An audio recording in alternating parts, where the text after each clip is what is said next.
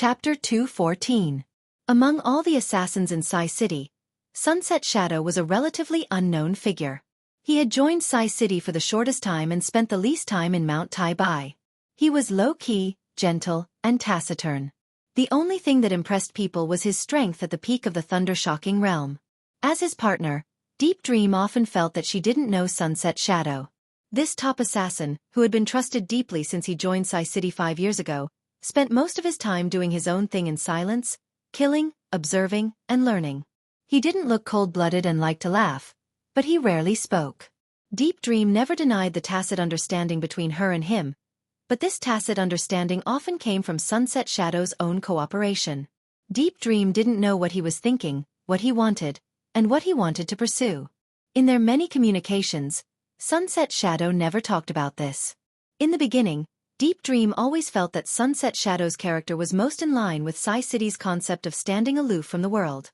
But as they worked together for a long time, she could clearly feel the silent obsession in her partner's heart. As for what this obsession was, Deep Dream still didn't know until today. In terms of strength, Deep Dream was confident that she could beat Sunset Shadow by a little bit, but she knew very well that in terms of status in Sai City, she was one level lower than Sunset Shadow. Before Li Tianlan appeared, Tribulation was the deputy governor of Sai City. Cool Breeze and Drifting Cloud were known as the twin pillars of Sai City. If nothing changed, after Situ Tsongyue, the position of governor would definitely fall on Tribulation. But the candidate for deputy governor was not Cool Breeze and Drifting Cloud, but Sunset Shadow. He was the only candidate. This alone was enough to show his importance in the hearts of Situ Tsongyue and Tribulation. Even if Li Tianlan became the young governor of Sai City now, after some changes that Sai City didn't want to see, Sunset Shadow would still become one of the most important figures in Sai City. Therefore, when Situ Tsongyue imparted the Myriad Dao's collection to the two of them, she also taught Sunset Shadow the other half of a unique skill. This seal was called Immortality. But even Situ Tsongyue couldn't figure out the artistic conception and force exertion method in this half move. So for many years, she had only mastered this half move. This half style symbolized power, status, and responsibility. Deep Dream didn't know how terrifying this half move of immortality was. But for many years, Situ Tsongyue, who had been in the invincible realm and even entered the divine list, couldn't figure out the half move. It itself had a kind of power that no one dared to underestimate. This move was definitely not weaker than their combined move, Myriad Dao's Collect. In fact, it might even be stronger. The Myriad Dao all-encompassing net required the two of them to work together. But Sunset Shadow was activating half of the Undying Seal alone. What would the result be? Above the ninth heaven, wind and thunder surged. Violent winds and lightning filled the entire battlefield. Wind Ghost had already gone all out. Li Tianlan's figure could not land in the gale. Wind Ghost's sword and the lightning met in the air. Every time he chopped, a large piece of lightning penetrated the gale. Thunder rolled high in the sky, and the thunder was like rain or waterfall. In an instant, Li Tianlan's figure was drowned in it, like a divine punishment. Flesh and blood splattered in the air. Li Tianlan had no choice but to resist in silence. But Sunset Shadow, who was not far away, looked more and more determined. The half of the Undying Seal had been completed. The figure of the Big Dipper seemed to be suspended in the vacuum, floating uncontrollably, struggling in vain. But the body of Wind Ghost was still in the air in his sight. Thousands of sword lights poured down wildly, bringing a lot of blood. A trace of regret flashed through Sunset Shadow's eyes. His emotions seemed to be a little complicated in a trance. The world-shaking unique skill of Jifeng Sword Raining School, was known as the fiercest and most violent unique skill of sword intent in the Dark World. The last leader of Jifeng Sword Raining School had a decisive battle with an invincible realm expert many years ago, and this move had blossomed with unparalleled light. That decisive battle took place about 20 years ago. It was one of the shortest decisive battles of the invincible realm in recent decades. At that time, the leader of Jifeng Sword Raining School only used 2 moves. The first move was the most basic Fierce Wind Cut. After the Fierce Wind Cut, the invincible realm expert was directly swept into the sky by the wind, and then he was greeted by Jifeng Sword Raining School. From beginning to end, in less than a minute, the sword intent poured down wildly, layer upon layer, like a surging river. The invincible realm expert lost his balance and was chopped to death in the air without even fighting back. And that battle did not help the grandmaster of Jifeng sword training school, but the reputation of this world-shaking unique skill.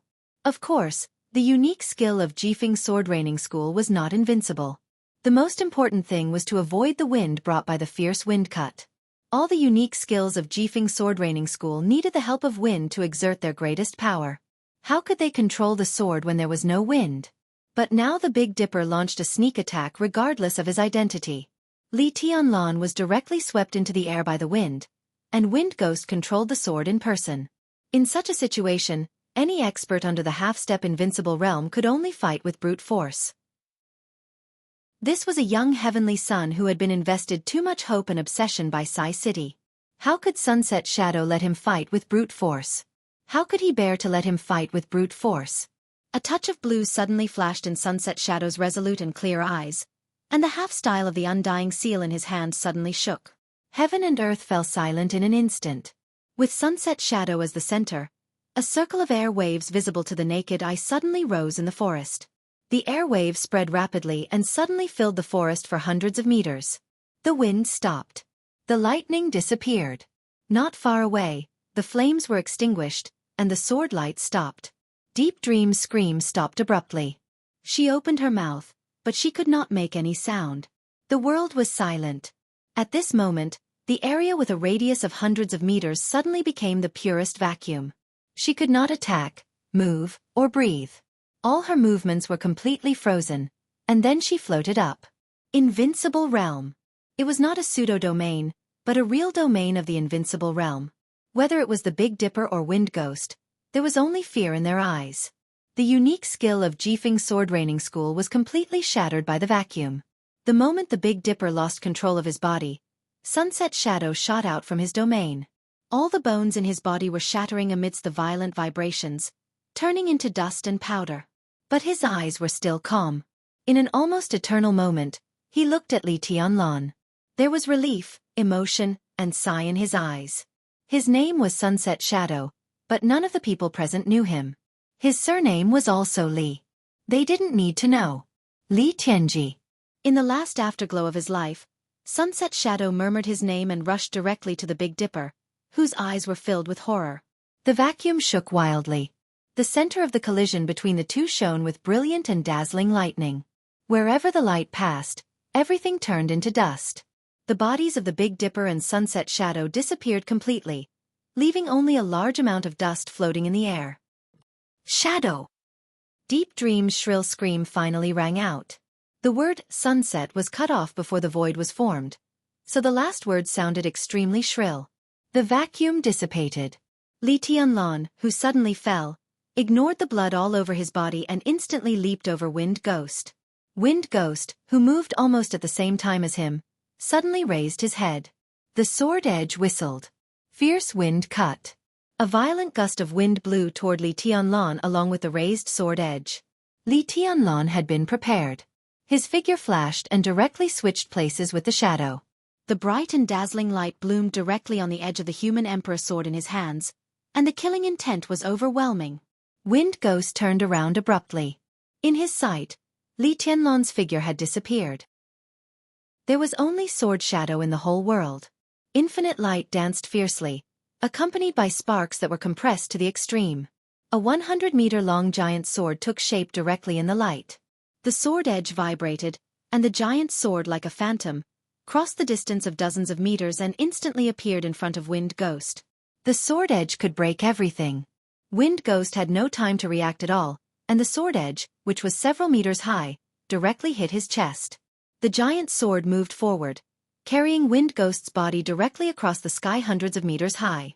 The infinite sword intent completely tore his body apart, and sparks burst out, directly burning his body into ashes. This was not a unique technique belonging to the Li family. An extreme outbreak. This was the unique technique of the Wang family of Beihai.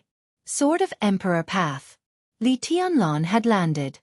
His expression was still calm, and his aura was weak, but his eyes were unprecedentedly bright. The sharpness that he had restrained to the extreme burst out of his body without reservation. At this moment, Li Tianlan's every move was with a kind of blazing, almost dazzling style, almost perfect. The giant sword leaped and disappeared in the air. In the deep pit that was blasted out by the sword, an incredible scream suddenly rang out. Dongqing Rushi's figure rushed out of the sky again. Heavenly Fairy! An expert of the thunder-shocking realm of Jifeng sword training school staggered out of the deep pit and fell to the ground after just 2 steps. In his chest, a scarlet crystal-clear dagger was slightly trembling, and the hilt, which was carved with countless complicated golden patterns, was full of blood. Lovesickness was stained with blood. At the same time, under the night sky, at Changdao International Airport, a beautiful woman in white whose age could not be guessed walked out of the airport hall with some cold people. She wore a long white dress, a green bracelet, a long sword on her back, and a dagger on her waist. The simple dress was obvious at a glance, but there was a sense of unreal beauty and illusion. The woman walked quietly, with empty and numb eyes, like a lifeless walking corpse. The airport was heavily guarded. Countless soldiers and elites of the Special Warfare System were patrolling and searching in the airport.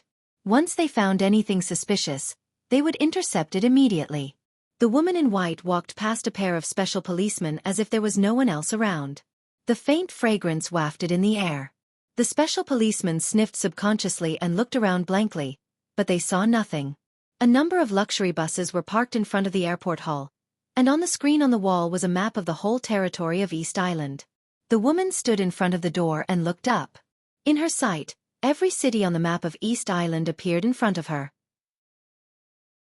She stood quietly, and her eyes wandered. Quietly, she stopped in the Ninghu area. The woman's empty and numb eyes suddenly had a little more fluctuation, like a dream, with a kind of mistiness that could make all living things fall. Time passed slowly. The gloomy night was still the same. After a long time, the woman moved. She took a deep look at the Ninghu area and turned around silently. Her snow-white hand subconsciously grasped the dagger hanging on her waist. It was a scarlet dagger that was almost crystal clear. It was gorgeous and exquisite, with fine and elegant golden patterns spreading over the dagger. It looked complicated and mysterious. The woman grasped the dagger tightly. Her originally weak body seemed to have gained a little more strength, and her walking pace also became slightly faster. While walking, she took off the dagger, put it in front of her eyes, and pulled it out of the scabbard. The fine golden patterns on the scarlet and transparent blade were more complicated and elegant. Near the hilt, 2 deep traditional Chinese characters were still as clear as yesterday, even after so many years. Forgetting each other. Yearning and forgetting each other. The woman's eyes were blurred and dazed, and eventually became completely empty and numb. She put away the dagger and walked straight ahead, without looking back. She couldn't look back, because she had no choice. This was Changdao. From the moment she set foot on this land, or perhaps even before, she already knew that in this life, she would have to apologize to a second person for the second time. The sky was quiet, and the sky was full of stars. The night was long. In the darkest time of the night, the dawn was approaching. There was night. Chapter 2:15. Even non-entities had their own pursuits. There was no absolute detachment from worldly affairs in this world. Times were changing, things were changing, the general trend was rising and falling, and the storm was turbulent. In the secular world, as long as one was alive, there would be more or less right and wrong in cause and effect. The biggest difference was nothing more than the distance from right and wrong. The Lin clan in Switzerland, a family that was extremely strange to most experts, was undoubtedly the farthest family from right and wrong in the dark world. For hundreds of years, this family, which clearly had the power to turn the world upside down in the general trend, was willing to keep a low profile, and had been living in an ordinary city in Switzerland, far away from right and wrong, quietly watching the ups and downs of the dark world. They had always existed, but almost never existed. This was a life that most people could not understand. It was a life full of absolute freedom, carefree, neither advancing nor retreating. When a family had money that could not be spent for hundreds or thousands of years, and they did not care about power and status, what else could they do in their daily lives? Apart from eating, drinking, and playing. It seemed that there was only eating, drinking, and playing. The Lin clan was a very strange family. It was very large and also very small. Hundreds of years of inheritance had given birth to one branch after another in this family, and these branches decreased one by one with the passage of time. But this was not because they were destroyed by others, but because the Lin clan was constantly divided within itself. For hundreds of years, Even the patriarch of the Lin clan did not know how much money he had. This kind of life of squandering and doing nothing at will was not liked by everyone. Over time, in this kind of overly comfortable environment, some incredible things would naturally happen. Some people in the Lin clan loved to travel. In the last generation, there was a couple from a side branch who left the Lin clan to travel with their 6-year-old child. Then the travel became a trip, and they left for decades. It was not until 3 years ago that they returned to Switzerland. Some people in the Lin clan loved to collect, so they built a collection museum with their own money. Decades later, the collection museum had become a magical place that was comparable to any large museum in the world. Some people in the Lin clan liked to do business. Some people in the Lin clan liked to fight for hegemony. This was a family that had never had any differences. The so-called side branches and direct descendants were completely equal in the Lin clan. It was no exaggeration to say that everyone in this family could do whatever they wanted when they were really bored. Money. Yes. They could get as much as they wanted and give them whenever they wanted. The wealth that everyone liked really became waste paper that could be wasted at will here. These waste papers contained the ambitions and hobbies of generations of the Lin clan, which made the Lin clan constantly divided. It was division. The Lin clan never entered the secular world, but they did not oppose entering it either. Generation after generation of the Lin clan continued to develop, and the restless guys in each generation would get enough money and shelter to leave the Lin clan to expand in the outside world. The people of the Lin clan were all over the world, forming one Lin family after another. Today, the Lin family, which had split off hundreds of years ago, had already cut off all ties with the Lin clan in Switzerland. It could even be said that they were two different forces. Only some of the branches that had split off in the past 100 years understood that they came from the same place. They supported each other and continued to grow. At the same time, they maintained almost no connection with the Lin clan. A few people noticed this. So in their eyes, the Lin clan or the Lin clan alliance which developed in the outside world was the Lin clan. But only a few people knew that these were just the branches that had split off from the Lin clan, and the real Lin clan had always been in Switzerland, in the worry-free villa at the foot of Worry-Free Mountain in Switzerland. Worry-Free Mountain was located in the northeast of Geneva, with a radius of 50 miles. It was the property of the Lin clan. Worry-Free Villa was said to be a villa, but in fact, it was comparable to an exquisite and prosperous small city. The scenery was pleasant, magnificent, and charming. It could be said to be a real worry-free place. As a member of the Lin clan, as long as he didn't want to think too much, everyone could indeed be carefree for the rest of his life. But as the patriarch of the Lin clan, as the real core figure of the Lin clan, could he really be carefree in his long life? At 9 o'clock in the morning, the quiet and tranquil Wolf-Free Heights gradually regained its vitality. When the bored and free people of the Lin clan began to enjoy a new day, a helicopter slowly rose into the sky with the whistling sound of the rotors, bathed in the sunshine of the new day and quickly went away. Lin Fengting, who had returned from Zhongzhou State with his daughter for only a few months, sat in the specially modified cabin and silently looked at the scenery outside the window. His expression was soft, but there was a touch of contemplation in his eyes. Is the news accurate? Very abruptly, he opened his mouth and asked. His voice was steady and casual, but there was an obvious seriousness and even solemnity in his words. It's accurate. Sitting opposite Lin Fengting was a young man in his 20s. He was slender, and his face was 70% similar to Lin Fengting's. They were both handsome and tough. He wore a white casual suit and sat quietly opposite Lin Fengting. He was soft and warm, without any aggression. He looked at Lin Fengting with undisguised intimacy in his eyes. Dad, I've seen it myself. There is indeed a sword mark that I feel is very familiar at the scene, and there are also traces left by a murderous weapon. It's just that the area is too desolate. For the time being, we can't determine the time when the battle took place, but it was at least 3 years ago. Lin Fengting nodded. The light in his eyes was deep and calm. Is it the Shadow the Ripper? The Shadow the Ripper. It was one of the 12 murderous weapons in the Dark World. It was also the only murderous weapon whose specific trace could not be determined in the Dark World in recent years. 30 years ago, the Shadow the Ripper once belonged to India, a superpower of Han state. At that time, the ruler of India, Long Xiang, an expert of the invincible realm, had the heavenly king heart and the exquisite bone. He was known as the first expert of Han state, holding the Shadow the Ripper, and had the ambition to conquer all of Asia. However, India invaded Jianghu state at its most glorious time. At that time, Li Honghe, the god of war of Jianghu state, took action in person, and the 24 moves of sword of the Li family roared on the border.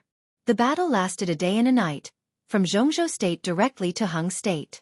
Li Honghe entered Hung state alone, chased for more than 400 miles, and finally killed Long Xiang, the first expert of Hung state. The murderous weapon, the Shadow the Ripper, disappeared from that day until today.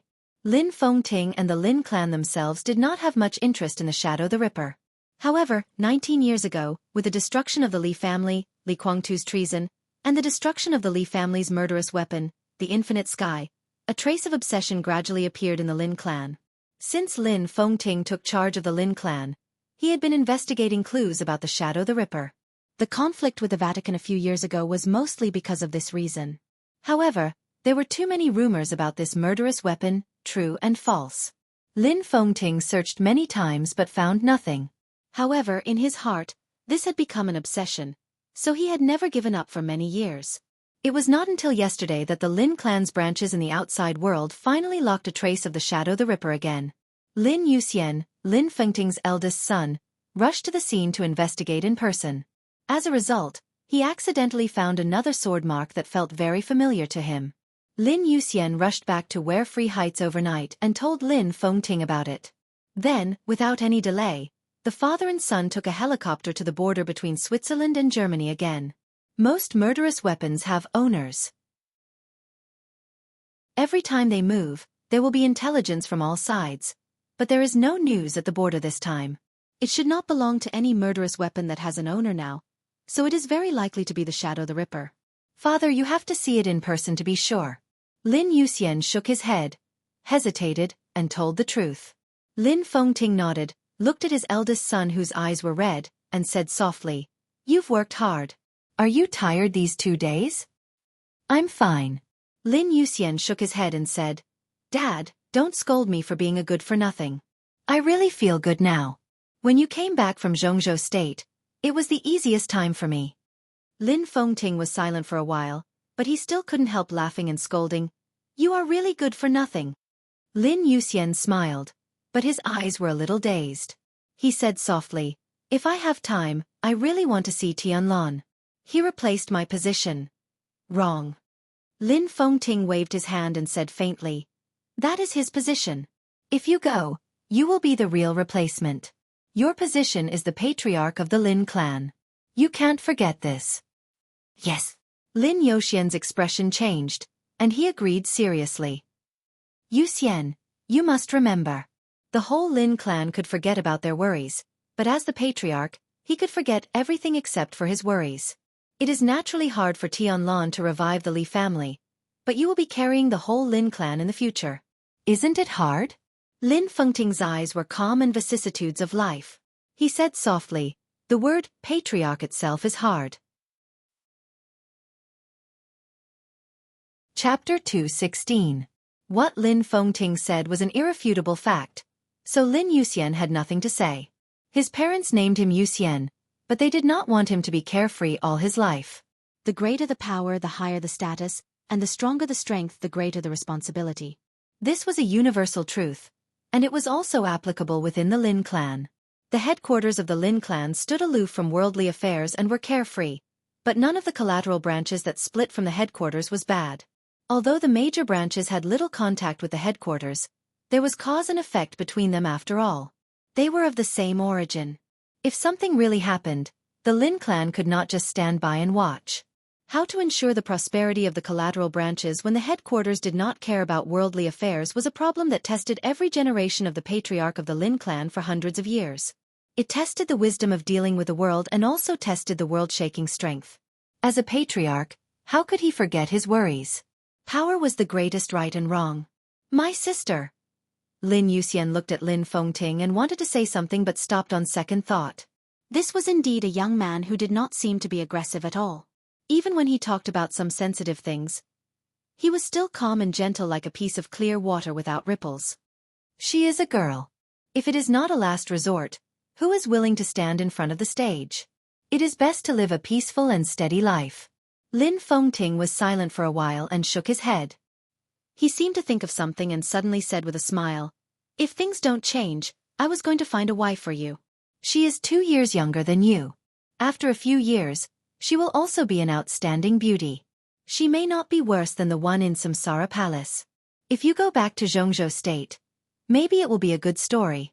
It's a pity that Li Tianlan got it first." Lin Yuxian did not know whether to laugh or cry. He said helplessly, "Are you talking about Wang Yuetong? Last time before you went to Jianghu State, you seemed to show me her photo. It is really a pity. Are you very envious? Do you regret it?" Lin Fengting's eyes were soft. He leaned on the sofa with a relaxed body and looked at his son with a smile. "I regret it so much that my intestines are blue." Lin Yuxian patted his thigh and laughed. Although he was talking about regret and pity, the eyes of the young master of the Lin clan were full of sincerity. His smile slowly faded. He looked at his father sitting in front of him, hesitated for a moment, and then said softly, "But Tianlan is not me. Even if Wang Yuetong appears by his side, can she really affect the overall situation? In other words, can Wang Yuetong really stay with Tianlan in the end?" "What are you trying to say?" Lin Fengting's tone was calm. "I mean, can we intervene a little? Maybe Uncle Wang." Lin Yuxian's tone was cautious and vague. "I can't." Lin Fengting shook his head without hesitation. "The Lin clan doesn't care about worldly affairs. This matter involves too much. How can we interfere? Let Tianlan join the Lin clan? Let's not talk about whether we're willing or not. Even he himself would probably reject it." Lin Yuxian was silent and lost in thought. "We owe the Li family a sword. If we can find clues about the Shadow the Ripper this time, I will give the Shadow the Ripper and divine punishment to Tianlan to settle the karma. The rest is up to him." Lin Fengting's tone was calm and firm. Lin Yuxian took a deep look at his father and nodded, but he thought of many years ago. In the year when the Li family was destroyed, he was still an ignorant child and could not remember his father's attitude when he learned the news. But it seemed that from that year on, the Lin clan began to secretly pursue the news of the Shadow the Ripper. How important were the 12 murderous weapons in the dark world? It was the power of the invincible realm. When it was fired with all its strength, it was equivalent to a full blow from an invincible realm expert. Such a murderous weapon could be said to be a treasure related to the fate of the country and one of the greatest deterrents in the dark world. The 11 murderous weapons had a clear owner. The Lin clan did not want to enter the secular world to participate in disputes, so they could only track down the whereabouts of the missing Shadow the Ripper. When Lin Yuxian was 13 years old, he began to get involved in the secret affairs of the Lin clan bit by bit. It was also that year that in the chat between father and son, Lin Fengting said intentionally or unintentionally, "In any case, the foundation and glory left by our ancestors can't disappear in vain." At that time, Lin Yuxian was still young, but he also vaguely sensed something through this sentence. Lin Yuxian officially stepped into the fire-flaming realm at the age of 18. That year, the Lin clan accidentally got the news about the Shadow the Ripper. Several branches took action in person, but in the end, it was proved that the news was not true. The Lin clan did not get the murderous weapon. But that year, Lin Fengting made formal arrangements for Lin Yuxian and his sister Lin Chuxue. The foundation and glory of our ancestors could not disappear in vain. Since the Li family was destroyed, Lin Yuxian should split from the Lin clan, return to Jianghu State, and rebuild Zhuanyuantai. And Lin Chuxue would be responsible for the affairs of the Lin clan in the future. A few years passed, and there was no news from the Shadow the Ripper. Lin Yuxian, who was nearly 24 years old, officially stepped into the thunder-shocking realm a few months ago. He did not have the wind and thunder veins, the heavenly king heart, or the exquisite bone, but his real combat capability was no less than any young heavenly son. A few months ago, Lin Fengting revisited Jianghu State with his daughter. It seemed to be a trip, but he suddenly contacted Wang Tianzong after not contacting the Wang family of Beihai for more than a decade. At that time, he really wanted to matchmake Lin Yuxian and Wang Yuetong. The Lin clan and the Wang family of Beihai had been friends for generations. The ancestors of the Lin clan founded Zhuanyuantai of Kunlun, which was strongly supported by the ancestors of the Wang family of Beihai. Later, the Lin clan left Jianghu State and passed the supreme power of Zhuanyuantai to their disciple, the Li family. For hundreds of years, the Li family had been the closest comrade of the Wang family of Beihai. Although the Li family was destroyed, the friendship between the Lin clan and the Wang family of Beihai still existed. Moreover, if the Lin clan counted the branches, even the Wang family of Beihai had to pay attention to its strength. With Lin Fengting, once Lin Yuxian returned to Jianghu state to rebuild Zhuanyuantai, at least the Wang family of Beihai would not object. If Lin Yuxian and Wang Yuatong were to marry, Wang Tianzong would even give some support. Lin Fengting went to Jianghu state before to test Wang Tianzong's attitude. This was also Lin Fengting's pursuit and obsession for many years. The glory of Zhuanyuantai of Jianghu state and the god of war family belonged to the Li family as well as the Lin clan. If the Li family was destroyed, the Lin clan would certainly not stand idly by. Lin Fengting would rather let his own sons split from the headquarters to make Zhuanyuantai reappear in Jianghu state, which was enough to show his determination. However, before he talked about this topic with Wang Tianzong, Li Tianlan and the Samsara Palace appeared. The Li family had a successor. Under such circumstances, Lin Fengting naturally did not want his son to continue to be involved in the muddy water of Jianghu state, so he directly withdrew. He did not even mention the matter of Lin Yuxian. Presumably, Wang Tianzong was still confused about what he wanted to do in Jianghu state. Lin Fengting suddenly smiled and said slowly, "The Li family and the Lin clan are of the same origin. In the future, when you all settle down, you might as well make friends with Tianlan." Lin Yuxian replied with a "hmm." The appearance of Li Tianlan directly replaced his position in the future. Without him, it might be him who was fighting in East Island now. Lin Yuxian knew this very well. Moreover, the Li family had a successor, which could make the Lin clan more comfortable in adjusting the power inheritance in the clan. It was not that Lin Chuxue was not good enough, but in contrast, Lin Yuxian was more suitable for this position. However, Lin Yuxian and Li Tianlan were different after all. If he went to Jianghu state, it was almost certain that he would marry Wang Yuatong and rebuild Zhuanyuantai. At least, he would not encounter resistance from the Wang family of Beihai. Whether the new Zhuanyuantai would join the southeast group again or not, Wang Tianzong would not be a villain. Because the Lin clan was not surnamed Li after all. Not to mention how powerful the Lin clan was, even the old subordinates of Old Master Li Honghe who were still in the southeast group would not necessarily agree with the new Zhuanyuantai of the Lin clan. But if it was Li Tianlan, it was completely different. Could he and Wang Yuatong be together? Even if they were forced to be together, it would not affect the overall situation. Tianlan's future situation is not very good, is it? Lin Yuxian said hesitantly. Not too bad. After all, there is Samsara Palace. That Qin Wei Bai of Samsara Palace is really a smart person. I can't be sure now, but in this final battle of Chongdao, there must be something fishy inside. Samsara and Jianghu state may not advance or retreat together. It's really uncertain who will be the winner after this final battle. But this is also good. I think they also understand that if they want to protect Li Tianlan, it may not be a good thing to keep too close to Jianghu state. A Samsara Palace with an ambiguous position outside Jianghu state can fight for more space for Li Tianlan. In front of his son, Lin Fengting was extremely talkative. After all, there were few things in this world that could be learned by oneself. The so-called wisdom could also be inherited. Being influenced by what one saw and heard over the years was the most direct way of inheritance. Lin Yuxian seemed to be thinking and almost said to himself, "Who is the master of Samsara Palace?" Lin Fengting's face suddenly became dignified. The master of Samsara Palace was an extremely powerful figure. This year, she was even more outstanding. She destroyed Night Spirit, killed Tianxian, took the murderous weapon Blue Sky Underworld, defeated Gu Xingyun, and set off the final battle of Chongdao. Everything that happened in the Dark World this year had a great relationship with her. No one could take such a figure lightly. This is also the question I want to know. Lin Fengting said softly, "With her strength, I'm afraid she may not be worse than my second brother. This person is definitely related to the Li family, but it seems that she is also related to Kunlun City. The 24 moves of sword and the 10th unique domain are actually concentrated on her. It's incredible. She's really a mystery." Recently, the Lin clan has also been looking for the news of the master of Samsara Palace, but they have found nothing. This person is too low-key, as if she doesn't exist. There is no trace of her.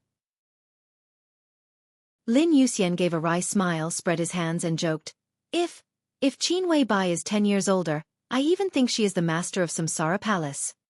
Lin Fengting dismissed it with a smile. This assumption was not even speculation, and there was no factual basis at all.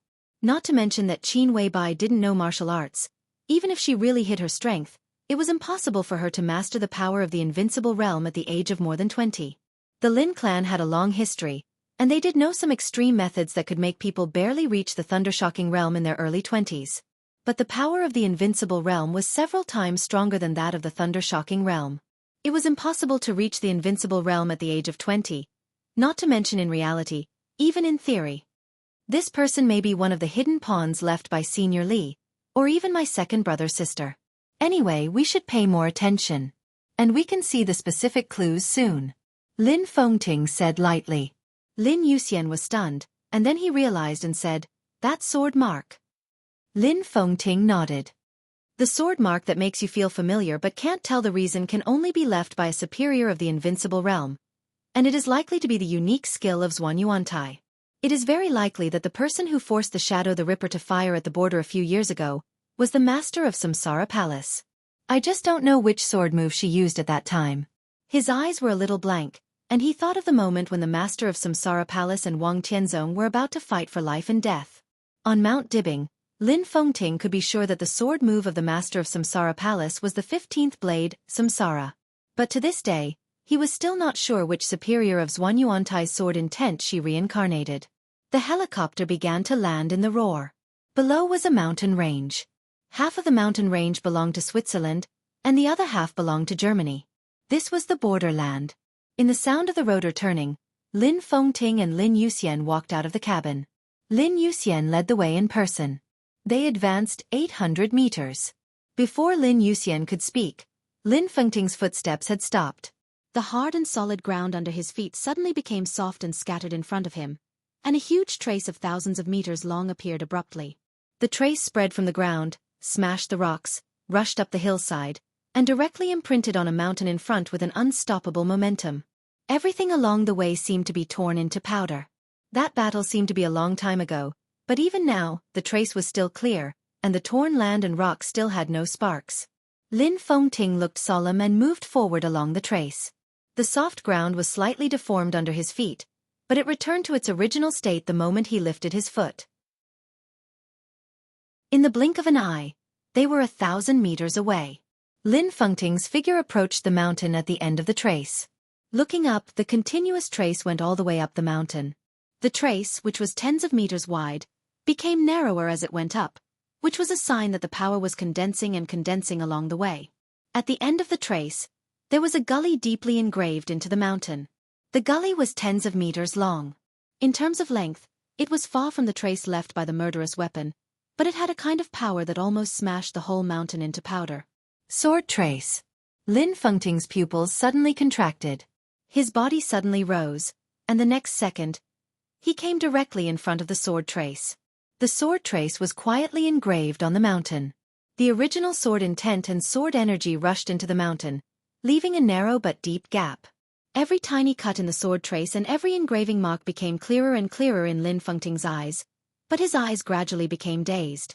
Absolute sword, Lin Fengting muttered to himself. At this moment, he even completely ignored the trace left by the murderous weapon. Absolute sword? Which sword? Lin Yuxian's expression changed dramatically. Absolute sword was a specific name in Zhuanyuantai's martial arts. It referred to the most powerful sword moves in Zhuanyuantai's martial arts. The core of martial arts of the Wang family of Beihai was outbreak. And the core of martial arts of Zhuanyuantai was broken. In the 24 moves of sword, all the sword moves with the word broken could be called absolute sword. However, most of those sword moves belonged to the domain of the invincible manual. Lin Fengting's eyes became more dazed, with hesitation. In any case, he did not expect that the sword trace he saw here would be like this. This sword trace was indeed the absolute sword. But it was not any of the known absolute swords. In this sword trace, Lin Fengting saw something familiar and strange. This was the half of the absolute sword. It was also the last move of the 24 moves of sword. 24 moves. Break of reincarnation. It was a move of the absolute sword created by the ancestors to restrain the 6 paths of reincarnation of the Wang family of Beihai. However, this half of the absolute sword seemed to have been completely completed and had broken away from the original sword intent. The power of the several absolute swords of Zhuanyuantai was almost the same. Even the break of reincarnation was only aimed at the unique skill of the Wang family of Beihai, and its power was not much stronger than the other moves. But the completed sword in front of him was vaguely the sublimation of the 24 moves of sword, and its power was simply unimaginable. This could even be said to be the 25 moves of sword created with the help of the half of the 24 moves of sword. Lin Fengting's eyes were complicated and confused. The half of the 24 moves of sword had always existed in the Lin clan for hundreds of years before. Even the Li family had not mastered it. If this sword move was left by the master of Samsara Palace, who was she? If the master of Samsara Palace had nothing to do with the Li family, but she had mastered the 24 moves of sword, then the most likely possibility was that she was from the Lin clan. Especially the completed half of the absolute sword that even the Li family could not master, it proved something invisibly. Did she have the same idea as him to support Li Tianlan? On the cold mountain peak, Lin Fengting slowly landed on the ground. Continue to track down the whereabouts of the murderous weapon. Lin Fengting suddenly said, "Put the matter of the master of Samsara Palace aside for the time being." "Okay." Lin Yuxian responded. Looking at his father who was about to leave, he asked subconsciously, "Dad, where are you going?" "I'm going to Jianghu State." Chapter 217. Changdao, which had been quiet for many days, finally started to be chaotic. The chaos lasted from night to day. After days of depression, the city, which was now a battlefield, finally started to be noisy. An investigation that was thought to be very common. An encirclement and suppression that was thought to be easy. The running and fighting that lasted for a night directly broke the stalemate that had been in Changdao for many days. Jianghu State, East Island, and the other superpowers in Changdao never thought that in the late night of the 3rd day and the early morning of the 4th day, the approaching final battle would directly open the curtains. The sleepless night ushered in the sun, but inside the battlefield of Changdao, a storm was brewing. Teams of elites from Jianghu State left the club one after another. Thousands of people from Jianghu State almost filled the 3 defense zones overnight. Search. East Island reacted almost immediately. The troops that were still on the road sped up their gathering speed, and the elites of the special warfare system also came out from their hiding places in batches. Chase. In the general trend, experts of the invincible realm were like non-entities. But similarly, in the general trend, the 2 opposing sides or even many parties had important figures that they had to protect or kill. For example, Wang Xianxia of the Wang family of Beihai. For example, Gu Hanzhan, the young master of Kunlun City. Another example was Li Tianlan, the young master of Sai City. In the eyes of real experts, they were the future heavenly sons, the future figures of the invincible realm. But from another perspective, the future figures of the invincible realm meant that they were nothing now. After all, they were still too young. They needed killing and experience, and they needed to grow in blood and fire. In the final battle driven by the general trend, they were at most an opportunity, a very important opportunity. The combat capability of the 3 of them was not the top now, but any one of them had the value of changing, or even reversing the general trend. Wang Xianxia was the future patriarch of the Wang family of Beihai, and probably the future number 1 on the divine list. If something happened to him, the Wang family of Beihai would not ignore it. Kunlun City had only risen in Jianghu State for about 20 years. Gu Hanzhan, who had the Heavenly King heart, was one of the most important figures for them to stabilize their power. He was also enough to change the position of Kunlun City. Li Tianlan was backed by Sai City and Samsara Palace. If Li Tianlan fell into the hands of East Island, these 2 superpowers, at least Samsara Palace, would definitely be threatened by East Island. In this final battle, these 3 people must be protected by Jianghu State, and they must be fought for by East Island. As long as any one of them was captured alive, they could reverse a considerable part of the passive situation. Li Tianlan's appearance made everyone see an important opportunity. No one expected such a figure to appear in an ordinary investigation before the final battle.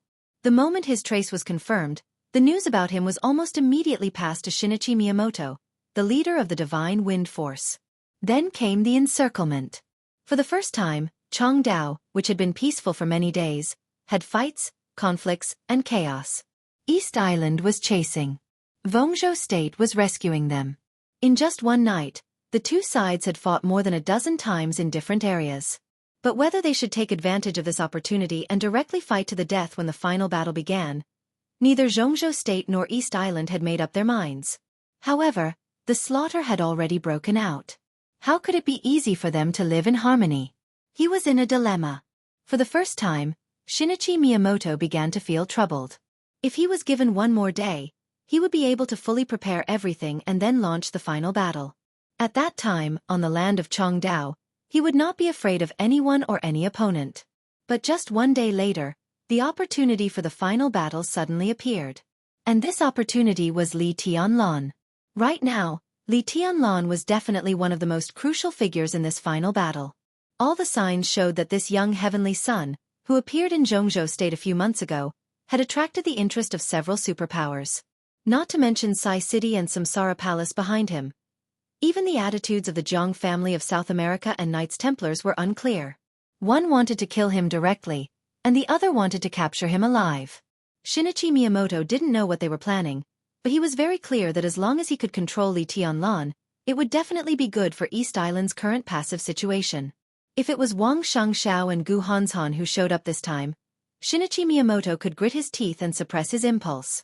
But Li Tianlan's appearance made him hesitate.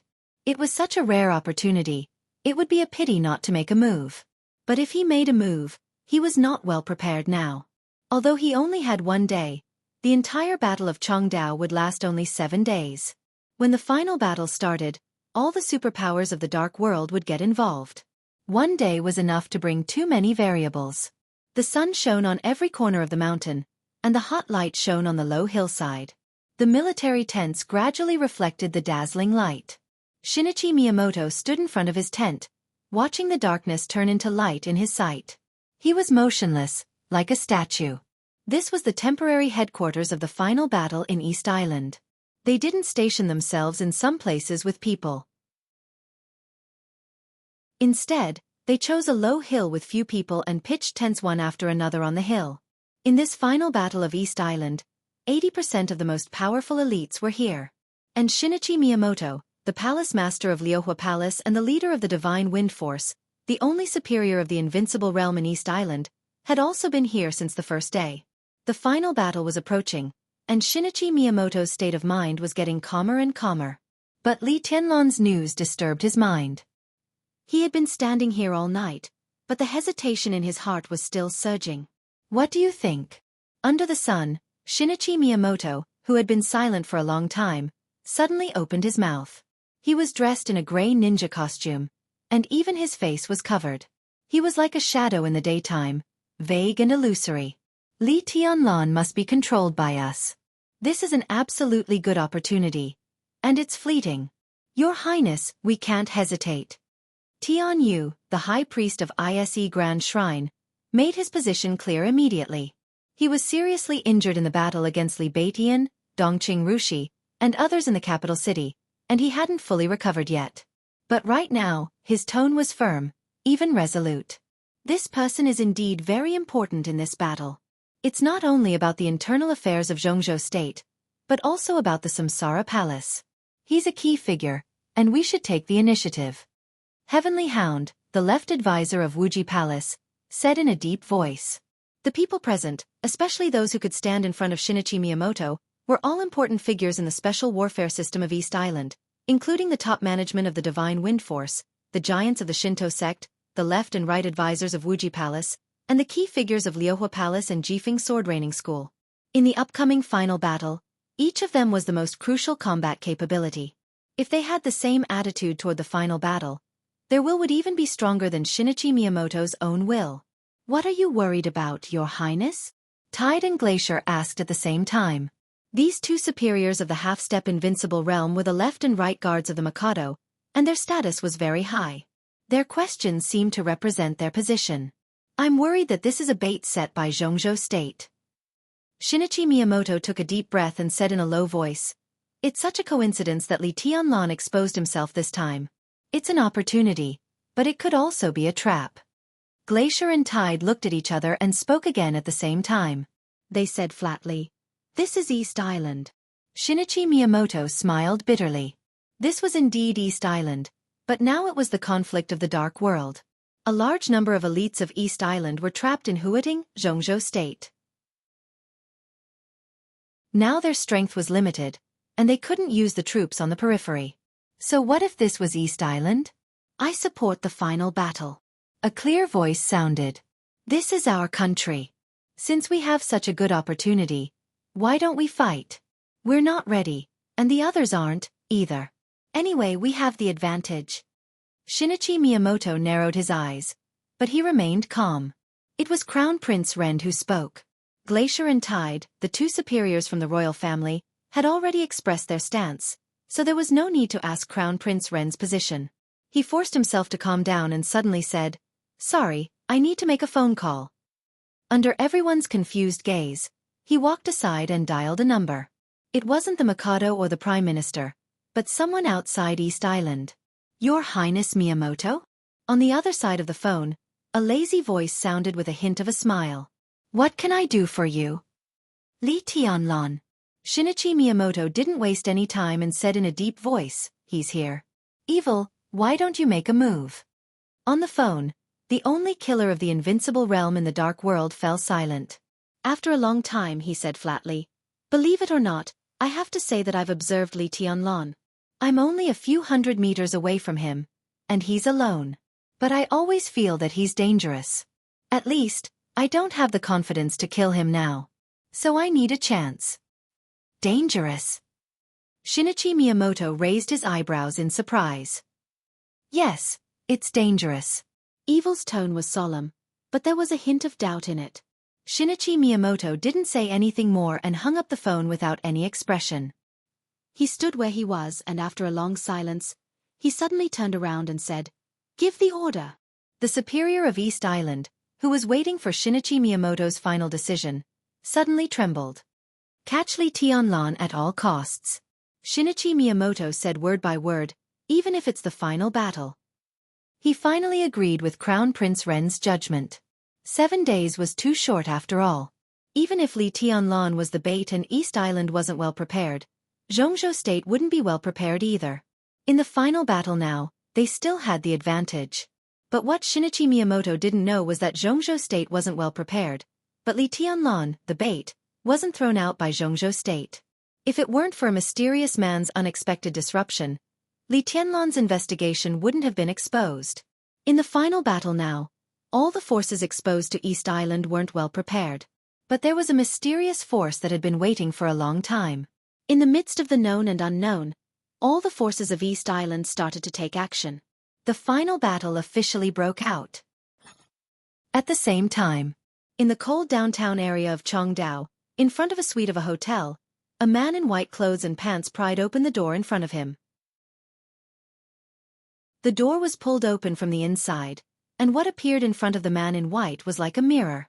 Inside the room, there were two men with similar appearances and similar temperaments, both dressed in snow-white clothes, standing face to face. They were like mirror images of each other. The man inside the door had a fleeting expression, and his eyes were complicated and confused. The man outside the door was silent, and his eyes were complicated and sad. "Daybreak. Done. Did things go well?" After a short silence, Daybreak, who was standing in the room, took the initiative to speak, and his voice was a little hoarse. "Very well." Dawn nodded. "More smoothly than I expected. I just killed a superior of the thunder-shocking realm in front of them, and they were exposed. The Big Dipper led people to chase me in person." "Huh. Your expression seems a little strange." Daybreak was silent for a while, and then he moved aside to let Dawn in. He said slowly, "What happened?" Dawn's facial muscles twitched. He opened his mouth, but didn't speak for a while. "What the hell happened?" Daybreak raised his eyebrows, and his handsome, almost devilish face suddenly looked a little sharp. Tianji. Tianji is dead." Dawn said in a hoarse voice. "He died with the Big Dipper. I saw it with my own eyes." Daybreak's pupils contracted instantly. He raised his hand and slapped Dawn's face hard. "Why didn't you save him?" Daybreak growled. and there was undisguised pain in his eyes. His devilish face suddenly became ferocious. If I saved him, I would be exposed. I was sure to defeat the Big Dipper, but I wasn't sure to get out unscathed.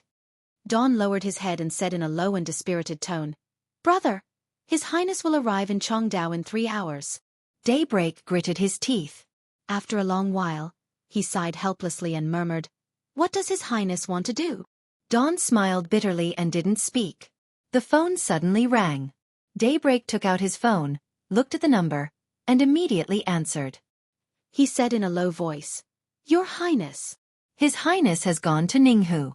He asked me to tell you to go to Ninghu and meet him after you deal with things in Chongdao." On the phone, a cold female voice with endless killing intent rang out. "Phoenix?" Daybreak shouted in surprise and then frowned. His Highness went to Ninghu?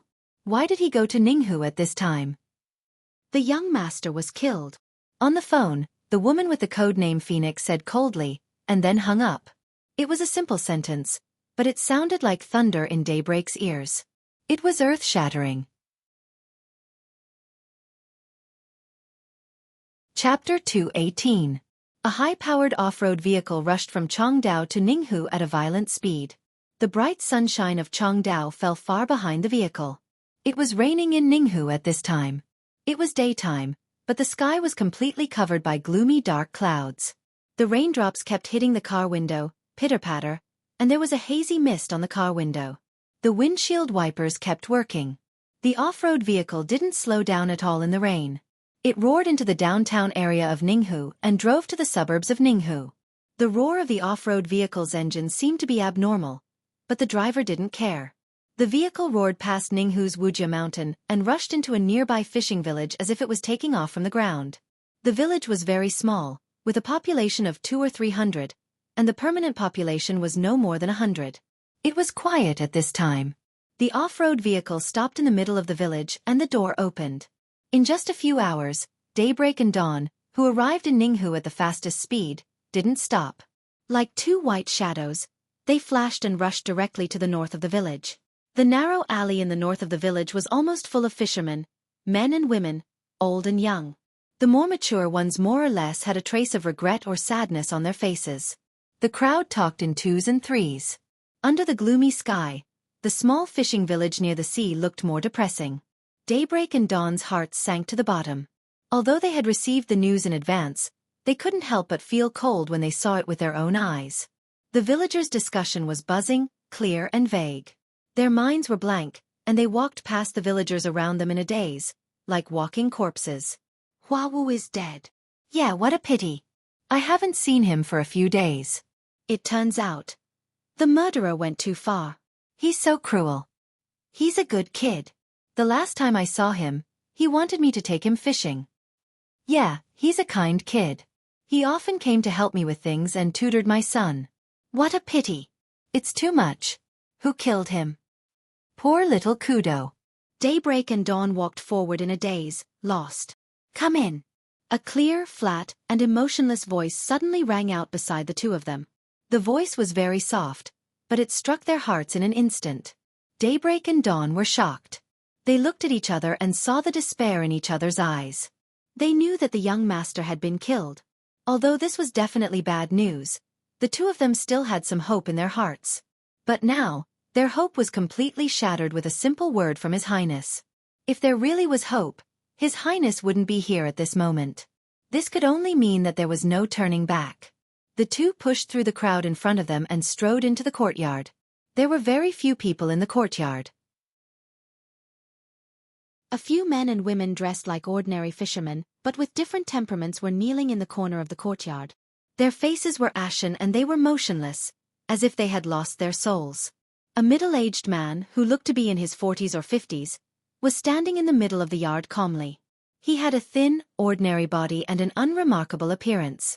He stood there expressionlessly, with his back to Dawn and Daybreak. He was calm but exuded an indescribable sense of oppression and danger. It was an indescribable feeling.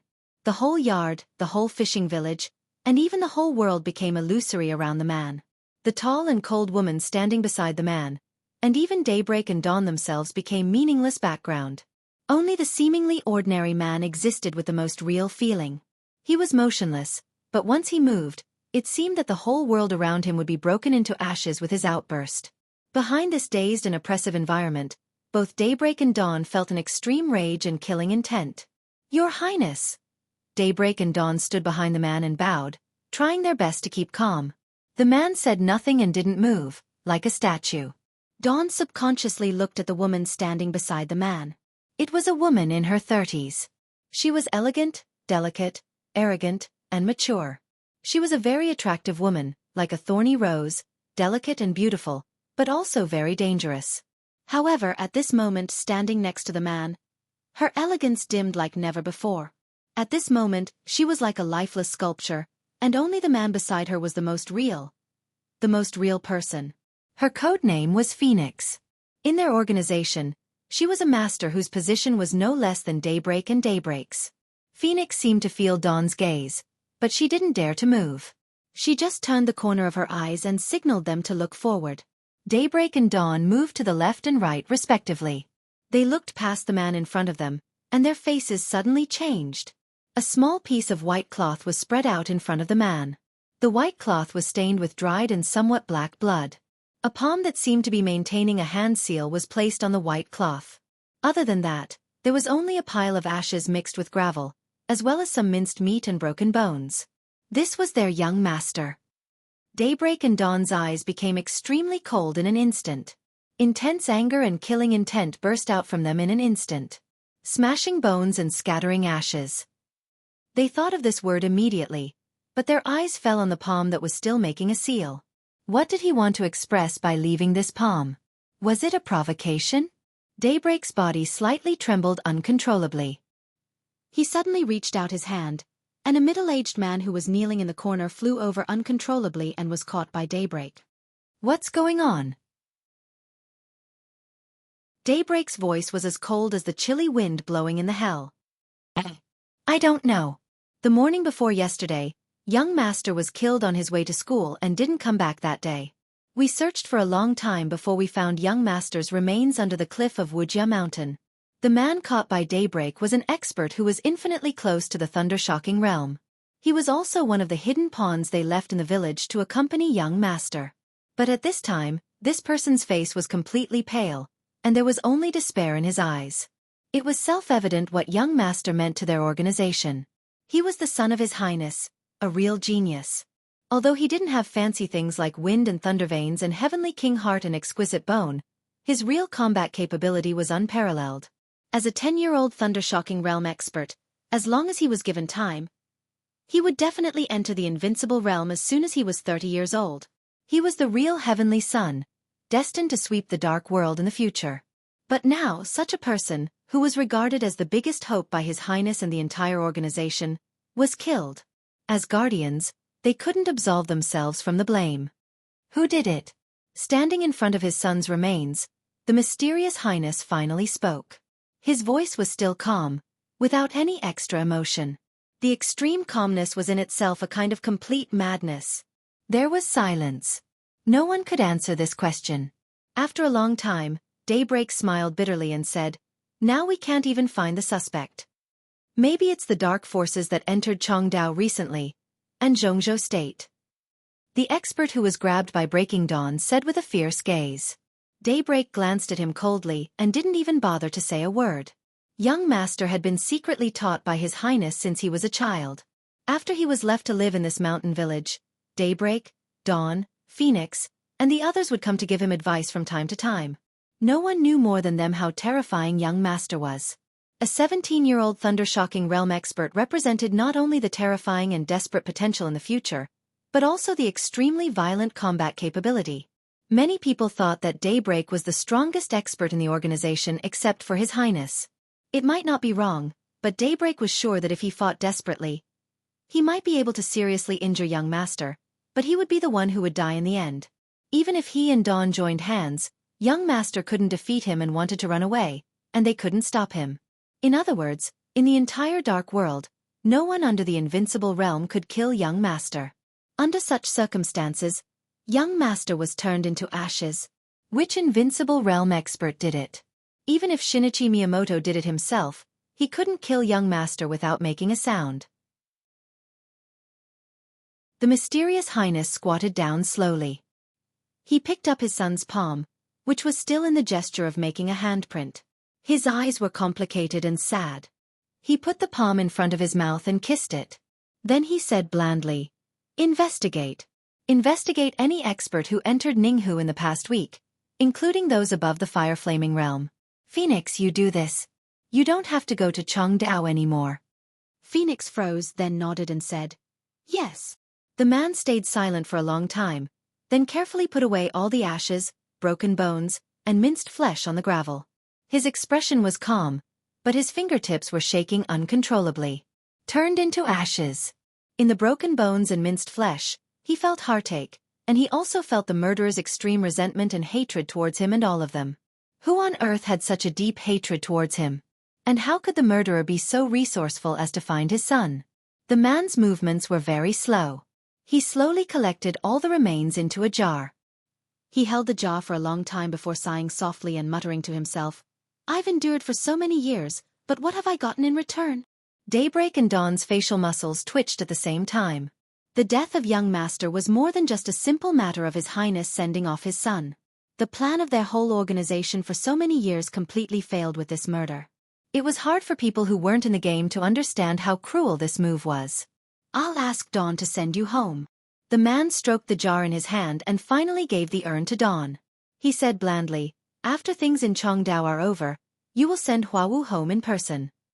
Kudu Huawu. Kudu was a fake, of course. But Huawu was his real name. Dawn took the jar with trembling hands, but he couldn't stop his tears from flowing.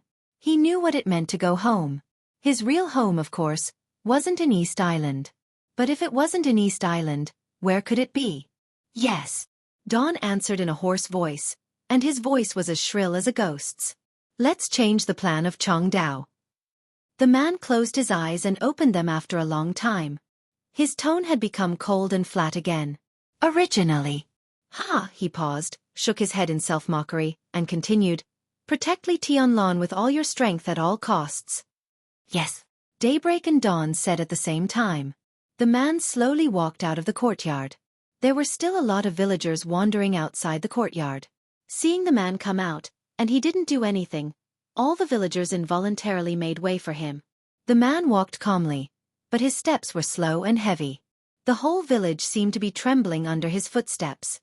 "Who do you think it is?" He walked slowly and suddenly asked. "I don't know." Daybreak shook his head. The identity of the young master was a secret even in the organization. Under normal circumstances, no matter how advanced the murderer's intelligence system was, he shouldn't have found this place. But their intelligence collection is obviously immature. Dawn held the jar and said slowly, "Although they found the young master, they didn't find—" "Shut up!" Before he could finish his words, Daybreak had already interrupted him severely with a stern look in his eyes. The man in front of him didn't say a word, walked through the alley very slowly, and walked out of the village in the rain. Crack! Woo-woo! Behind him, the shrill sound of thunder suddenly rang out the moment the man stepped out of the village. The loud sound appeared and disappeared in an instant. Above the village, the air within a radius of hundreds of meters suddenly twisted violently. In the twisted air, the clouds above seemed to be torn apart in a trance. The air kept squeezing and shaking, becoming fragmented. The fragmented space kept reflecting light, and the light became colorful in the messy reflection. The man had walked out of the village. As he stepped down, the extremely fragmented and twisted space suddenly shone brightly. There seemed to be a rainbow in the village, going straight into the sky from the entrance of the village. The light was gorgeous and cold. In silence, the whole village was twisted and broken.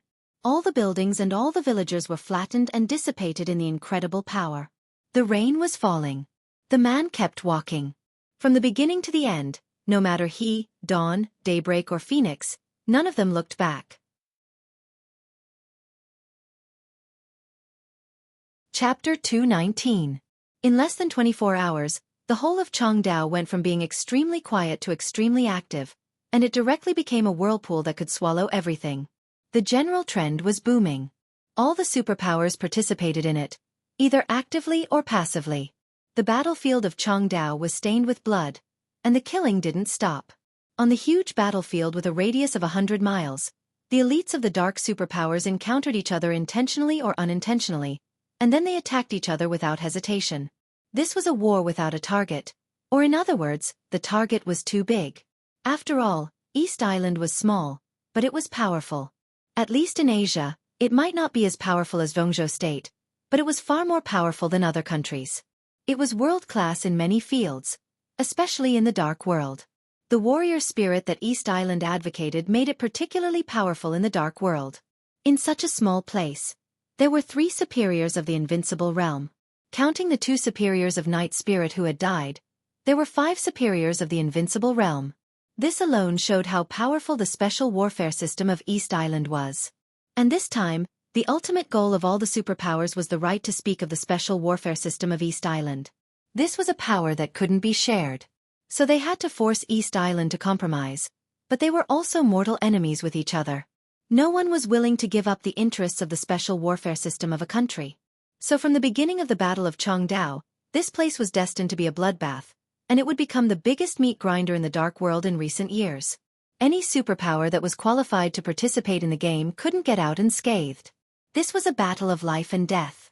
But before the final battle, at least for the dark superpowers, they barely had a common enemy. So when the final battle broke out, it was reasonable for the superpowers to split up and join forces in the battle. When the morning sun crossed the sky and the scorching sun was about to fall in the west, in the residential area on the edge of the battlefield of Changdao that was about to be demolished, the leaders of the dark superpowers in East Island gathered together again. It was still the same dilapidated hall.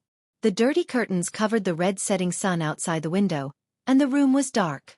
A few ghost-like shadows stood quietly in every corner, as if they had never moved. The LCD screen that occupied an entire wall had been turned on, and one image after another was flashing on the screen. Dazzling light emitted from the screen, illuminating the faces of several people in the room. The person closest to the screen was still the first vice president of the Heroes Club, Ben. He held a small and delicate remote control in his hand and froze the flickering picture on the screen. The image froze for a moment, then continued to play. Although the image was no longer flashing, it was still moving. On the screen, a group of white people dressed in different clothes were fighting fiercely. Both sides of the battle wore different emblems on their chests and sleeves, proving that they belonged to 2 different forces. A live broadcast. Ben's skeleton-like thin figure moved. He whistled, and an old and gloomy voice came from the black robe that wrapped around his body. He laughed grimly and said, "The lads of the Polar Ground Alliance and the Holy Sanctum are too energetic. Oh, another one has fallen. Ha, another one. Wonderful, truly wonderful." Humph. 2 cold snorts sounded at the same time. In the dark environment, not far behind Ben, a figure that was as strong as a giant moved, and the awe-inspiring murderous aura condensed and spread, but it wasn't aimed at Ben, but at another figure in the dark.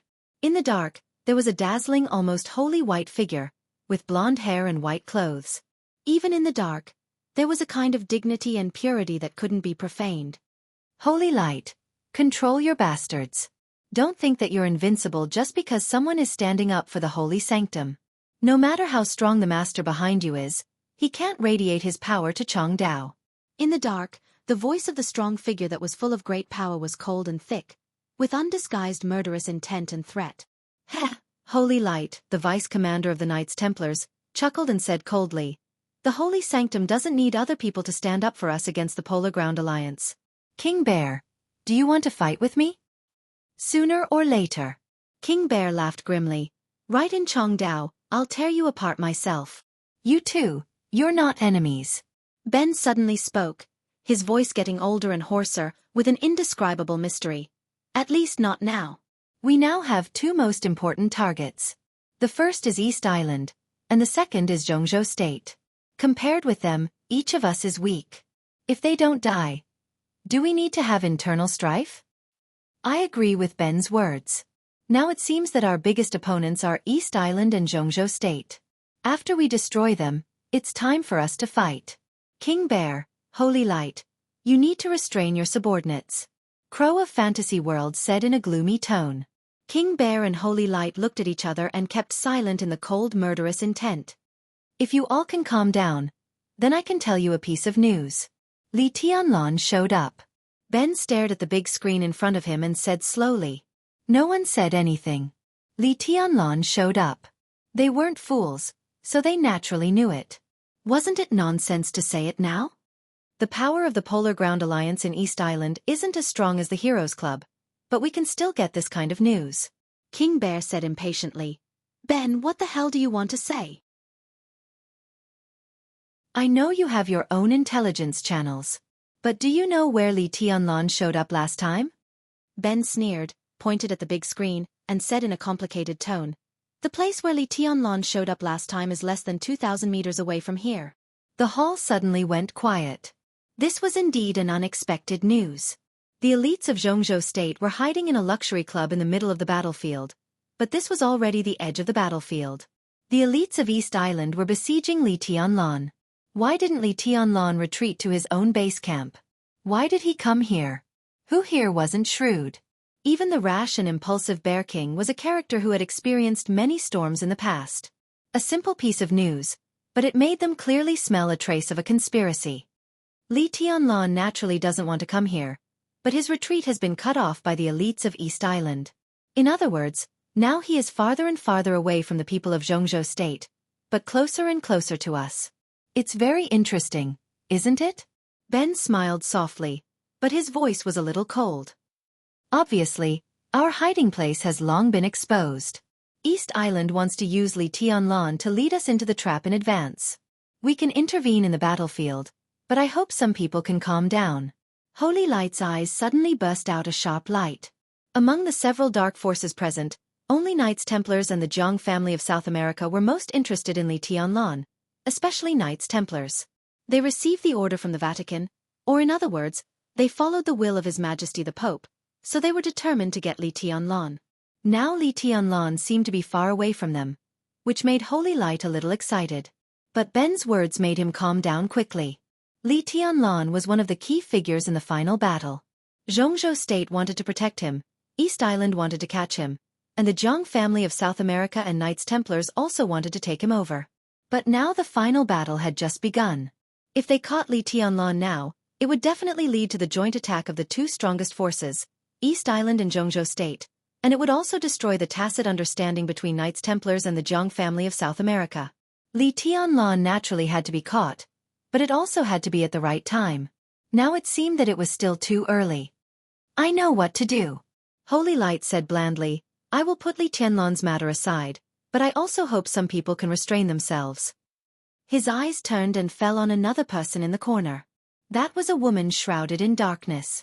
In the absence of the third master of the Jiang family, the killer of the invincible realm in the dark world, Evil, she was the representative of the Jiang family of South America. The woman in the dark chuckled and didn't say much. It's good that you can have a clear judgment. Ben turned around slowly and said softly, Since the final battle has begun, of course, we have to join the battle. 10 minutes ago, I decided that all the elites of the Heroes Club will enter the battlefield together. The first target is the elites of East Island, and the second is the elites of Jianghu State. In the current situation, only by killing them can we qualify for the final battle. I hope that the final battle in Changdao will be between us. Before that, I hope that our alliance is unbreakable. Holy Light hesitated and nodded, saying, I agree with this plan. Agree. Crow's hoarse and unpleasant voice rang out. I have no opinion. King Bear still looked at Holy Light with an unruly face. What about the cooperation outside of Changdao? In the dark, the voice of the woman who represented the Jiang family of South America rang out lightly and charmingly.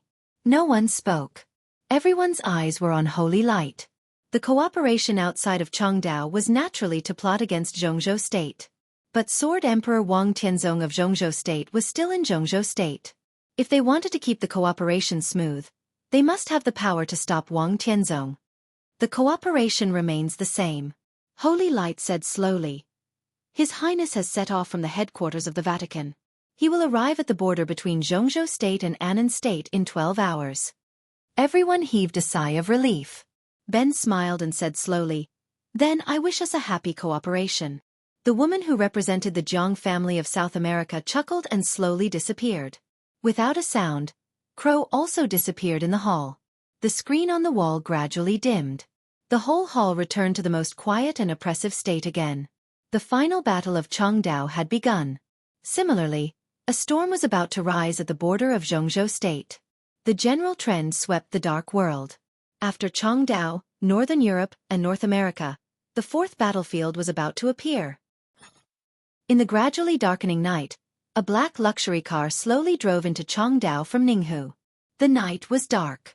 Qin Weibai, who came to Chongdao quietly and then went to Ninghu and finally returned to Chongdao, sat quietly in the back of the car, looking at the dim light outside the window indifferently. The dim yellow light shone on a small corner in the back of the car. Qin Weibai sat in the corner shrouded by the light, looking more and more dreamy and ethereal. Boss, Tianlan's whereabouts were exposed during the investigation, and he is now being encircled. Wenzhou State has begun to send people to rescue him. Duke, Flaming Fire, and Horsewoman are also on the move, but they haven't found Tianlan yet. In the passenger seat, Saint answered a phone call and slowly reported. Qin Weibai's delicate body seemed to tighten for a moment, and then she slowly relaxed and said, "How long has it been?" "Nearly 20 hours. Saint's tone was still calm. Sunset Shadow tried to cover Tianlan's death. The last news we got was that Tianlan and the others had been separated, and they were all on the run. Qin Weibai's delicate eyebrows slightly frowned. After a moment of silence she slowly said, "Saint, you go to Tianlan yourself. Besides, have you locked on to her position?" After she separated from Tianlan, she seemed to want to run back, and she seemed to be hurt. Military counselor, who drove in person, took the initiative to say, "Let's go see her." Qin Weibai's eyes flashed with complexity, and she finally said softly. Military counselor responded, and then the car fell into silence again. "Aren't you going to ask me anything?" In the silence, Qin Weibai broke the silence and suddenly asked, "Boss, if you want to say something, you will tell us. If you don't want to say it, it doesn't matter." Saint seemed to know what Qin Weibai meant. He smiled and said, "I know there must be an earth-shattering big shot behind that child. Otherwise, no matter how talented he is, he won't be so horrible. But it doesn't matter. Anyway, he is dead. We did this with the Wang family of Beihai. Even if someone comes for revenge in the future, so what?" Qin Weibai looked out of the window in silence. After a long time, she sighed and said, "His name is Cutting Huawu. Huawu. Huawu. Ha, he was a figure who could leave a glorious mark in the dark world, but now he is dead. What a pity." Her tone was cold, and she said it was a pity, but her eyes were clear without a trace of guilt. The most infatuated person was the most ruthless. In this world, in this era, she might feel sorry for many people, but as long as she was worthy of him, that was enough. What did the life and death of others have to do with her? If she owed someone, she owed someone. Moreover, in the grand scheme of things, could it really be so clear who owed who? A long time ago, she had made up her mind that in this life, even if she had to break her bones and give up everything.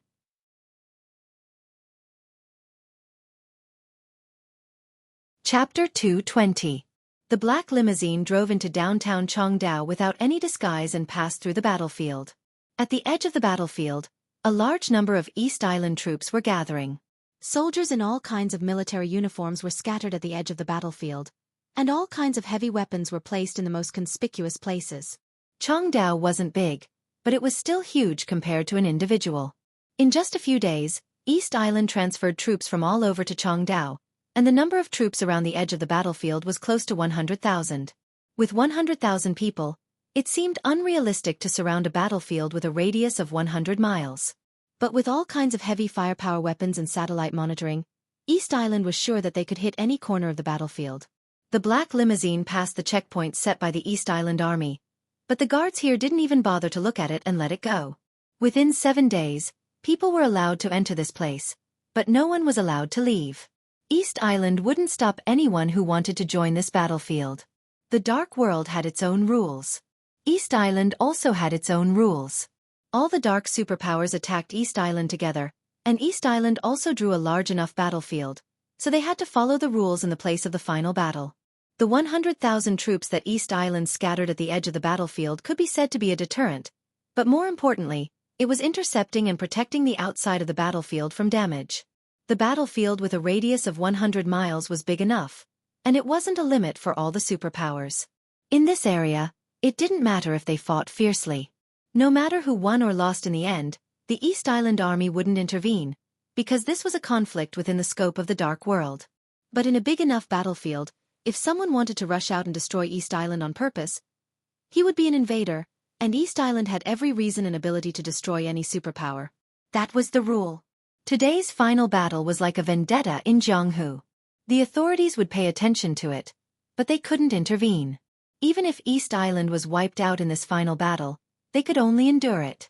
Once East Island dared to use the army to break the rule, what awaited East Island was a war. A real war. No one wanted to escalate the situation to such a serious extent. East Island didn't dare, Jianghu State didn't want to, and other superpowers didn't want to either.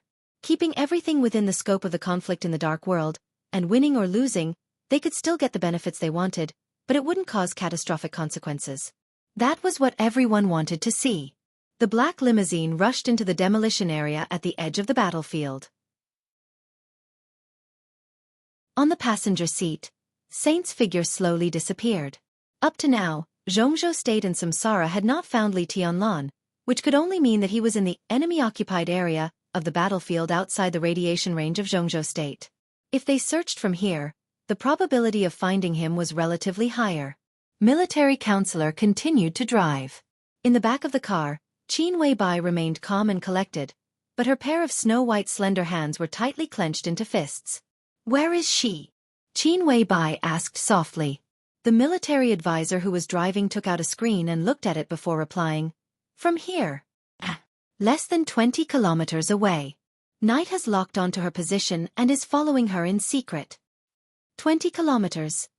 Qin Weibai's bright eyes flickered, and her whole person exuded a kind of enchanting and holy charm. The military counselor remained silent. This distance was indeed beyond his expectation. This place was close to the edge of the battlefield, completely outside the sphere of influence of Jianghu State. At first, according to Horsewoman, the other party should be fleeing back, but now it was 20 kilometers away from the edge of the battlefield. Obviously, after fleeing back for a distance, the other party turned back and went straight into the enemy-occupied area. "She's looking for Tianlan." Qin Weibai suddenly sneered. "She really doesn't give up. Hurry up, I want to see her right away." Military counselor answered and stepped on the accelerator. As the car accelerated, he hesitated for a moment and finally couldn't help but ask, "Do you really want to see her?" Since killing Cutting Huawu, military counselor had felt that something was wrong. Although he didn't know what exactly was going on, he had some guesses from some clues. At this time, if the boss went to see her, there might be a risk of exposure. "I have to go." Qin Weibai's voice was soft and firm. "She's like a bomb around Tianlan. I must help him dismantle it." "Kill her?" Military counselor's eyes suddenly turned cold. "You can't kill her." Qin Weibai shook her head and said no more. Military counselor didn't ask any more, but he drove faster and faster. The car rushed out of the demolition area, and the trees on the road were moving backward quickly. The night outside the window was quiet. Qin Weibai looked at the night sky through the window and said to herself coldly, "Years of hard work, just to make a wedding dress. Even if I give you a good death, so what?" Sneaking, searching, observing. The quiet night shrouded the whole dense forest. Dongqing Rushi looked calm and cautious, walking carefully in the forest. The final battle had broken out. But this place was behind the enemy, and it hadn't been covered by the fire of war yet. But the density of patrols in the whole area gradually increased. Dongqing Rushi's face was pale. She avoided the patrols of East Island and searched carefully. She never thought about going back. That night, as Sunset Shadow and the Big Dipper died together, and as Wind Ghost died, only 2 of the 7 Thundershocking Realm experts who chased them survived. They desperately rushed out of the encirclement, but in the chaos, they were completely scattered by the furious elites of East Island. Dongqing Rushi fled alone in the battlefield, trying her best to get rid of the East Island experts who were chasing her, and then began to return without hesitation. Along the way, he had been hiding, not only from the elites of East Island, but also from the elites of Jianghu State. They were all in his hiding range. She went deep into the enemy's rear alone. Dongqing Rushi's clear eyes became more and more alert. Her whole body was tense, and she was ready to attack and escape with all her strength. It was stuffy in the quiet forest. Dongqing Rushi, who was almost soaked in sweat, sat behind a big tree, exhausted. She silently ate the compressed biscuit in her hand, looking calm. In the quiet forest, there was a slight sound of wind. The soft footsteps passed into Dongqing Rushi's ears with a dull wind. In an instant, Dongqing Rushi, who was tense all over, directly bounced up from the ground, turned around, and stared in the direction of the footsteps. There were no stars and no moon in the sky tonight. In the dim light, a tall and slender figure walked toward her alone, casually. She was wearing white clothes and a white skirt, and she was peerless. That was a kind of unparalleled charm that could almost make all women feel ashamed of themselves. It was illusory, as if she didn't belong to the mortal world, so perfect that it was like a dream. Dongqing Rushi didn't feel the danger, but out of instinct, she suddenly took a few steps back. The white figure approached her unhurriedly. In the extremely low visibility, Dongqing Rushi finally saw the other's face. Her face was perfect, delicate, and sharp, like that of a fairy. "I'm Qin Weibai." The white figure looked at Dongqing Rushi and said in a calm tone, "Sit." Dongqing Rushi didn't speak, nor did she sit down. The silent sword was behind her, but she held a red dagger tightly in her hand, and the faint killing intent surged in her body. At this moment, Dongqing Rushi was sure that there were only two people near this forest. One was herself. The other was this extraordinary woman in the dark world who didn't know martial arts. Facing the faint fluctuating killing intent, Qin Weibai didn't seem nervous at all. Her bright eyes quietly glanced at the dagger in Dongqing Rushi's hand. She chuckled, but her tone was a little complicated. "Missing and forgetting each other. It's really a story of entanglement." Dongqing Rushi's pupils suddenly contracted, and the light in her eyes changed. The pure color flickered, and it seemed to fade away. "Stop pretending," Qin Weibai said indifferently. "You're not Dongqing Rushi. If you were her, you wouldn't be nervous facing me. Even if you were nervous, you wouldn't hold this acacia. Silence is her weapon, and you are her second personality? You know me well." Dongqing Rushi's eyes suddenly changed. The purity faded away, and it became melancholy, indifference, and coldness. "What do you want?" Dongqing Yueshan asked.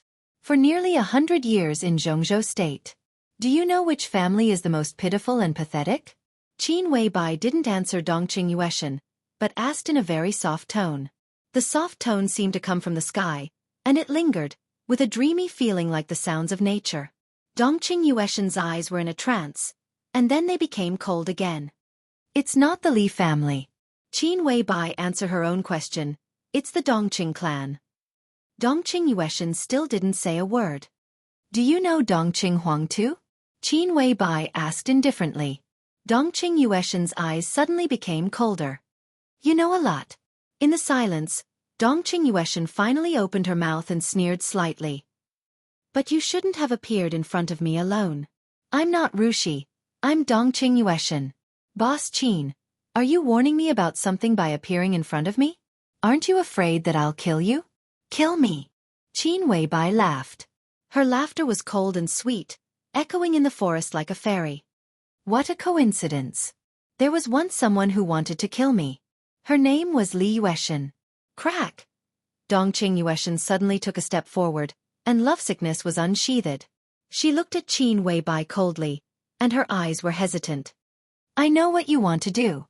In other words, I know you better than you know yourself. Since you said it's a warning, then it's a warning."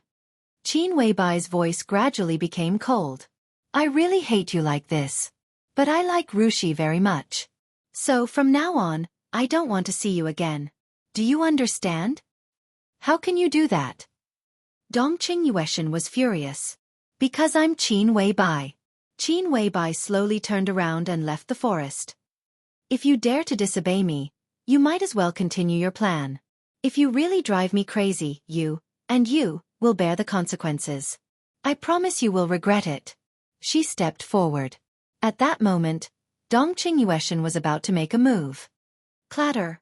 A dull sound suddenly rang out, but it sounded like thunder in Dongqing Yueshan's ears. In her sight, Qin Weibai's footsteps had landed. But another footstep sounded in the void after her footsteps landed, and it coincided with her footsteps. Dongqing Yueshan's face changed dramatically, and she stared at the surroundings of Qin Weibai. At this moment, she realized that the reason why Qin Weibai dared to come over was that she was not alone at all. There was another superior hiding in the void, following her all the time. A superior that she didn't even notice. Saint couldn't do that, and neither could military counselor. The master of Samsara Palace. It could only be the master of Samsara Palace. Dongqing Yueshan suddenly broke out in a cold sweat. Qin Weibai's figure slowly disappeared in the night. Dongqing Yueshan stood where she was quietly. In front of her, the void suddenly began to twist. In her sight, the space in front of her was twisting and shaking. Two beautiful words gradually formed in the void, and then became stable. Words were carved in the void. This was the real means of the invincible realm. Dongqing Yueshan stared at the two words, and the expression on her beautiful face kept changing, uncertain. That was the two words that everyone could recognize. But maybe only she understood what it meant.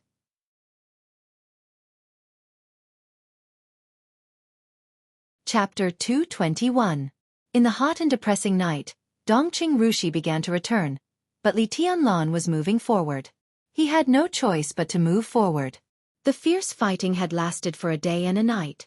Li Tianlan himself couldn't tell when he was separated from the others. The village in the number 3 defensive zone was like a hornet's nest. It was not until the real encirclement began that Li Tianlan realized that Jifeng Sword Training School was not the only force stationed there. After the death of the Big Dipper and Wind Ghost, they broke out of the encirclement almost immediately.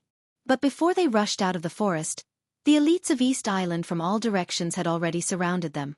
The elites of the village behind the forest also moved out in large numbers. At least 1,000 people were like a torrent, instantly drowning them. There was only killing left. There was only fighting left. There were enemies in all directions, and all of them were full of killing intent. Ice and fire roared, thunder flashed, airflow surged, and gunshots roared. Li Tianlan could only rush in the predetermined direction with all his strength. From night to day, until the moonlight faded and the sun rose, Li Tianlan found that he had lost contact with the people around him. Sunset Shadow died. Deep Dream disappeared. Dongqing Rushi disappeared. Du Hanin also disappeared. After he rushed out of one encirclement, he seemed to step into another one. The way back had been completely blocked. Under the almost carpet search of East Island elites, Li Tianlan could only flee in the opposite direction. One day and one night. In the quiet time near the end of the 4th day, Li Tianlan, who was covered in blood, was silently treating his wounds. A lot of blood had dried up on him, and some of it was still flowing. Some of the blood belonged to him, but most of it belonged to others. Looking from a distance, Li Tianlan was completely covered in blood now. He threw his torn shirt aside. On his back, there was a knife wound so deep that the bone could be seen, as if it was directly carved there, and blood was flowing. The sword wound was nearly 30 centimeters long, and a lot of blood gushed out of the wound. Li Tianlan tore off a piece of bark and bit it in his mouth. His whole body shook.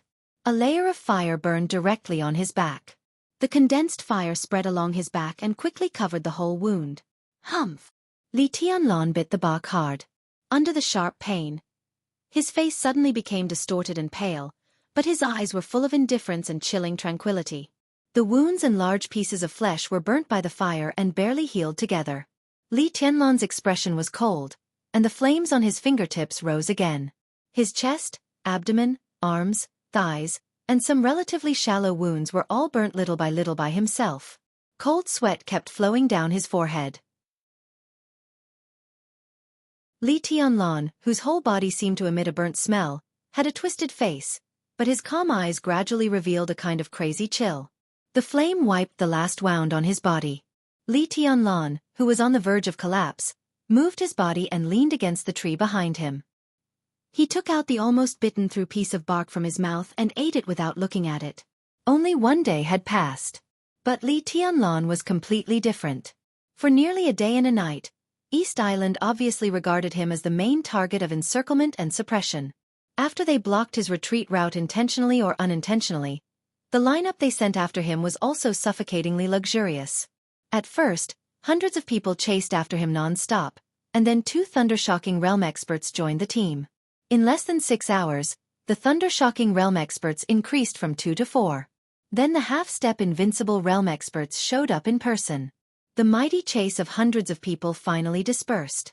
In the end, it turned into a hunting team led by 2 half-step invincible realm experts, 5 thunder-shocking realm experts, and almost 20 fire-flaming realm experts. Such a lineup was just a chase after a young man. East Island had paid great attention to him. Li Tianlan himself didn't know how many people he had killed. Elites of the Qi-controlling realm and the ice-condensing realm died under the human emperor's hands one after another. He rushed from the forest to the highway, then into the mountains and finally into the forest. He fled all the way to the edge of the battlefield. And the strength of the people chasing him was getting stronger and stronger. This was totally the cruelest battle he had encountered since he came to East Island. He only remembered that he killed a thunder-shocking realm expert on the other side in the process of fleeing, and the horrible wound on his back was left at that time. The expert of the half-step invincible realm attacked in person. That saber and the sword light crisscrossed the forest, almost splitting his body in half. The crazy killing and fighting made him release his deliberately suppressed killing intent and fighting intent uncontrollably. In this state, Li Tianlan's every move carried a kind of sharpness and danger that couldn't be concealed. The high concentration of his willpower made his vigilance and fighting instinct rise to the limit. In the escape and fighting, his speed was getting faster and faster, and his attacks were getting fiercer and fiercer. The flying blood splashed in the screams. He seemed to gradually erase all the emotions except killing. It was like he was awakening or transforming. His willpower kept breaking the limit, and the imperfect heavenly king heart became more and more perfect. The unique technique of Zhuanyuantai focused on the state of mind. The 24 moves of sword, especially the most powerful moves of the absolute sword, demanded more willpower than anything else. In an almost hopeless environment, Li Tianlan saw an opportunity for himself to become stronger. Therefore, although he was fleeing, he did not retreat. Otherwise, in the process of this chase, Li Tianlan saw at least 2 opportunities for him to rush out. Although he wasn't absolutely sure, at least he could get closer to the elites of Jianghu state. But he kept going deep into the enemy's rear and quietly made an arc near the edge of the battlefield. He put himself at death's door. As for whether there would be a light at the end of the tunnel, he didn't even think about it. In the constant chasing and fighting, the desire for powerful strength became a little stronger and became an obsession. He almost instinctively pursued more powerful strength and a more perfect state of mind. This kind of obsession even went beyond life and death. Vaguely, he felt oppressed, or suppressed. It was as if there was an unknown power, or rather, a power that he had forgotten, that kept on suppressing his increasingly perfect martial will. It was like a shackle. Li Tianlan didn't know what it was. But as his willpower and concentration kept surpassing the peak, in the battle of life and death, the shackles that he ignored and forgot also began to disappear little by little and completely collapsed. It seemed to be right in front of him. Li Tianlan silently gnawed the bark in his hand. Without any replenishment, he sucked the bitter juice of the bark and swallowed the chewed wood. In a trance. He seemed to have returned to many years ago, to the era when he would rather gnaw the bark than drink the smelly porridge. The hard and resilient bark pierced the corner of his mouth. Li Tianlan's eyes were calm, but the corners of his mouth were bleeding, and he was grinning hideously. His aura, which was originally weak, continued to rise. Silent but hysterical madness with a sharp edge brewed and whistled from him, and finally became violent. At this moment, Li Tianlan was like a blazing sun. But it emitted a dark light. This bastard's speed is too fast. In the forest 1 kilometer away from Li Tianlan, a thunder-shocking realm expert in charge of chasing Li Tianlan was gnashing his teeth and cursing, but his footsteps did not stop at all.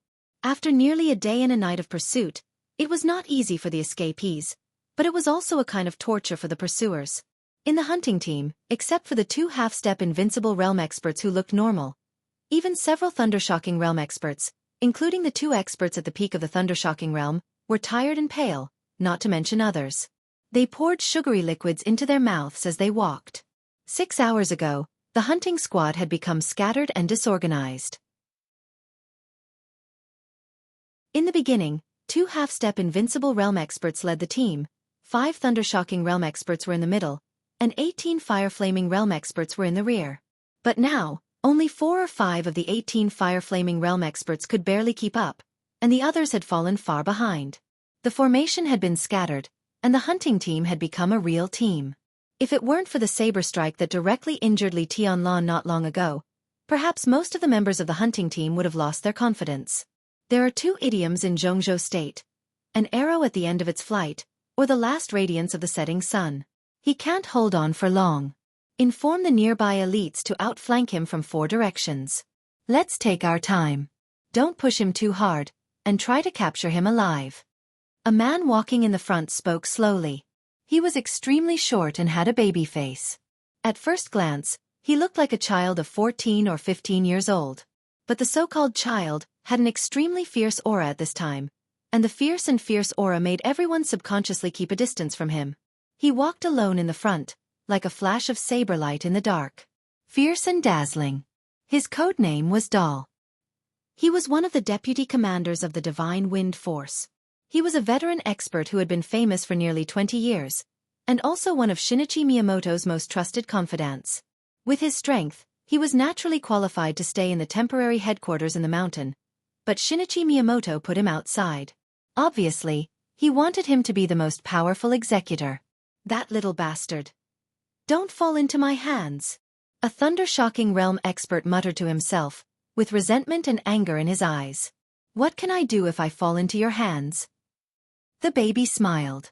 There were even 2 deep dimples on his baby face, which could hide his real age very well, and he looked a little cute. The thunder-shocking realm expert who spoke first paused and kept silent. He was also from the Divine Wind Force, and he had a high status in the Divine Wind Force.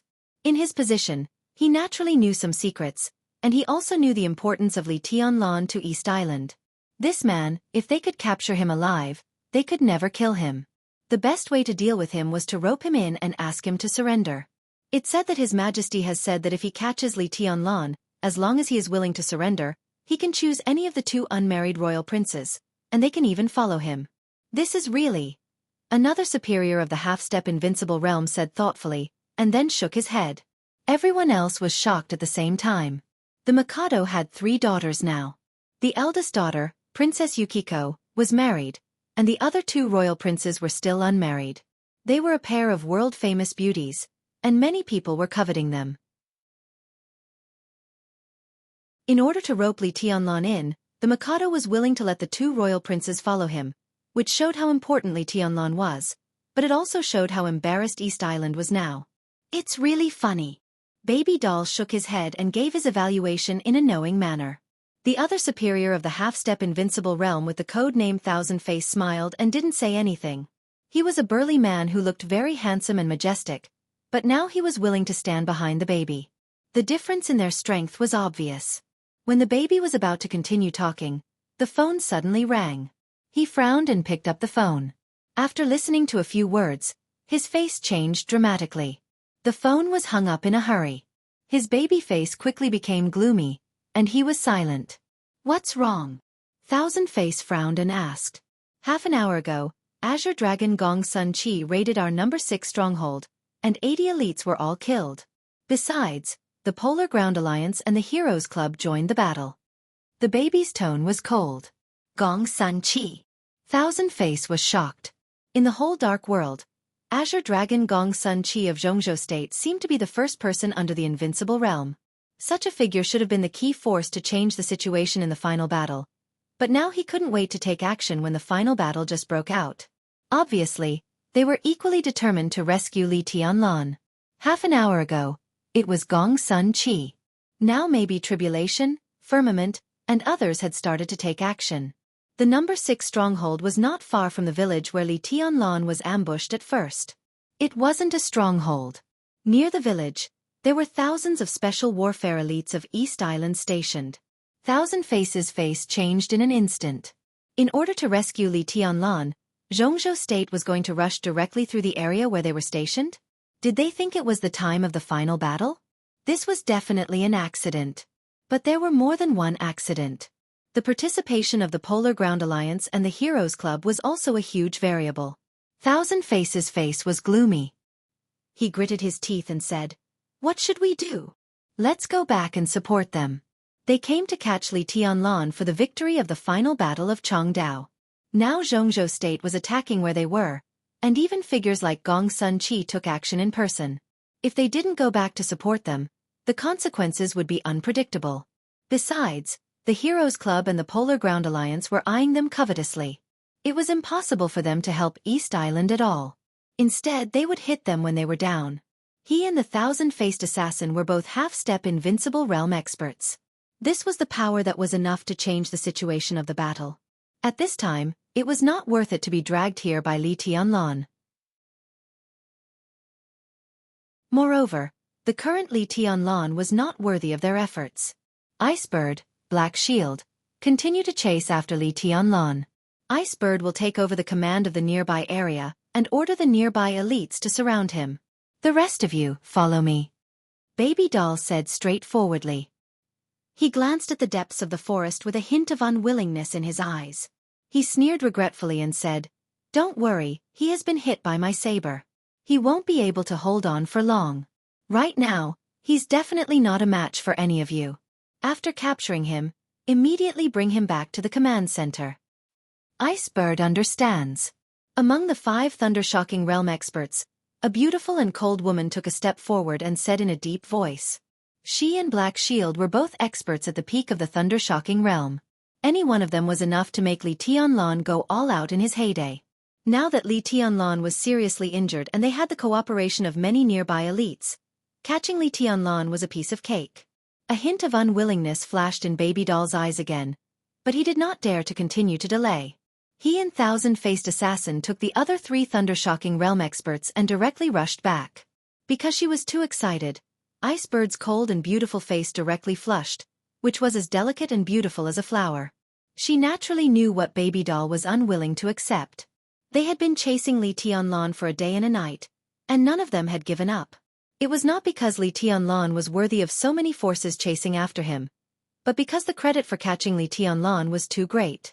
Now, with the departure of Baby Doll and Thousand-Faced Assassin, the credit would fall on her. The figures of Baby Doll and Thousand-Faced Assassin disappeared at the end of her sight. Icebird took a deep breath and suddenly turned around. She glanced at Black Shield, who was silent, and said without hesitation, "Go!"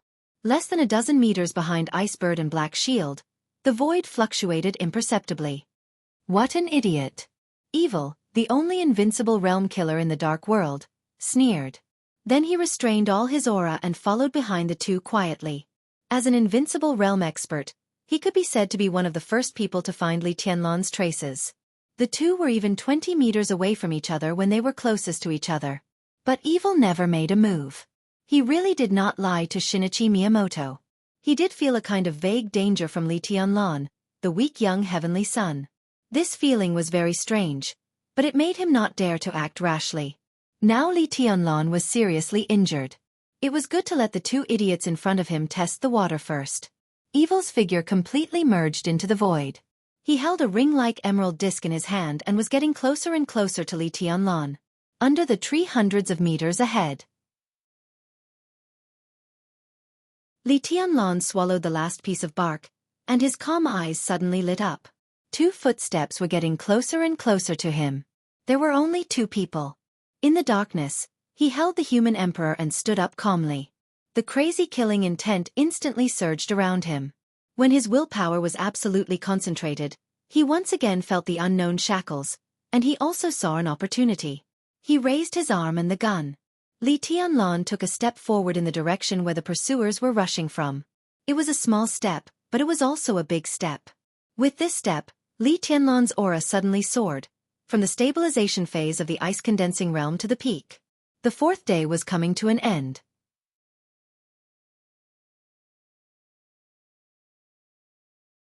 Chapter 222. It soared.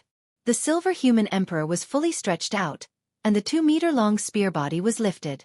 Li Tianlan's killing intent began to rise almost limitlessly. The feeling of being imprisoned grew stronger and stronger. He could clearly feel the existence of the shackle, as if someone had suppressed or temporarily erased some memories, which even affected his will that he had always thought was perfect. The feeling that he could touch it but could not break it became more and more obvious. Li Tianlan became more and more agitated and even vaguely felt that he was about to suffocate. Break the shackle. Li Tianlan suddenly let out a long roar, and the uncontrollable killing intent in the forest became boiling and violent. In this state, Li Tianlan was crazy, dangerous, and ferocious like a demon. Icebird and Black Shield seemed to have received a signal. Li Tianlan's long roar was so clear and undisguised.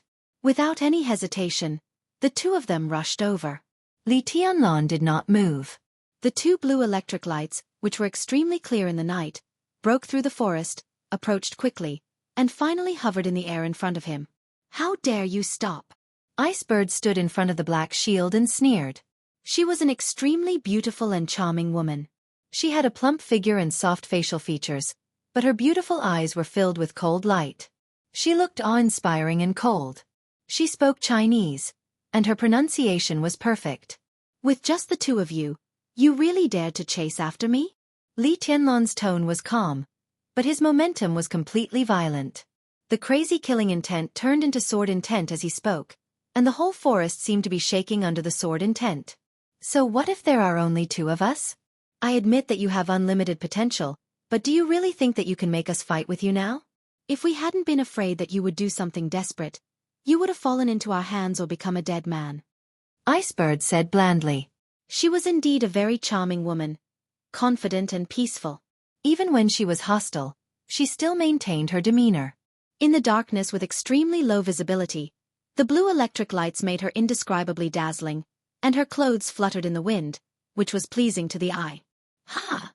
Li Tianlan smiled, and the tranquility in his pupils had completely turned into a dead silence, which looked enchanting and deep. You're badly injured. I don't recommend fighting with us. If you're willing to go back to Dongdu with us, I can guarantee that East Island won't hurt you, and we'll give you the best treatment, power, status, women, whatever you want.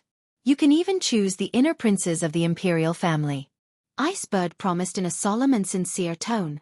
This was definitely not a lie, and it was even too general. Li Tianlan's value was definitely worth East Island's great efforts to win him over. If he was willing to join East Island, the royal family would do anything. After all, even if this young governor of Sai City in Jianghu State couldn't change the position of Sai City, he could influence Samsara Palace to a great extent. Besides, his potential was terrifying enough. If such a figure joined East Island, he could change more than just the Battle of Changdao, and he could even affect East Island's position in the Dark World in the future. If such a figure joined East Island sincerely, his position in East Island would probably surpass all the princes of the imperial family, and he would become one of the most important figures in the whole East Island in the future. Icebird's tone became more and more sincere, and she continued, As long as you're willing to join us, we're willing to help you investigate your father's treason case, and declare war on Kunlun City. We'll do our best to help you get revenge. Please believe in our sincerity. When the time was right, with Li Tianlan and the treason case as the primer, East Island was fully capable of setting off a storm in Jianghu State and seriously damaging the strength of Jianghu State. Icebird felt no pressure to make such a promise. Are you done? Li Tianlan suddenly asked. As he spoke, his hand holding the human emperor suddenly stabilized and no longer trembled. In an instant, the killing intent on Li Tianlan's body rose to the peak. You! Icebird frowned, but before she finished speaking in her sight, Li Tianlan had already taken a gentle step forward. Dozens of meters away, a spot of silver light suddenly enlarged. Just one step. The ferocious and exquisite body of the human emperor, with a blazing fire, had already appeared in front of her chest. Li Tianlan was definitely a straightforward person. If he could make a move, he would never waste time.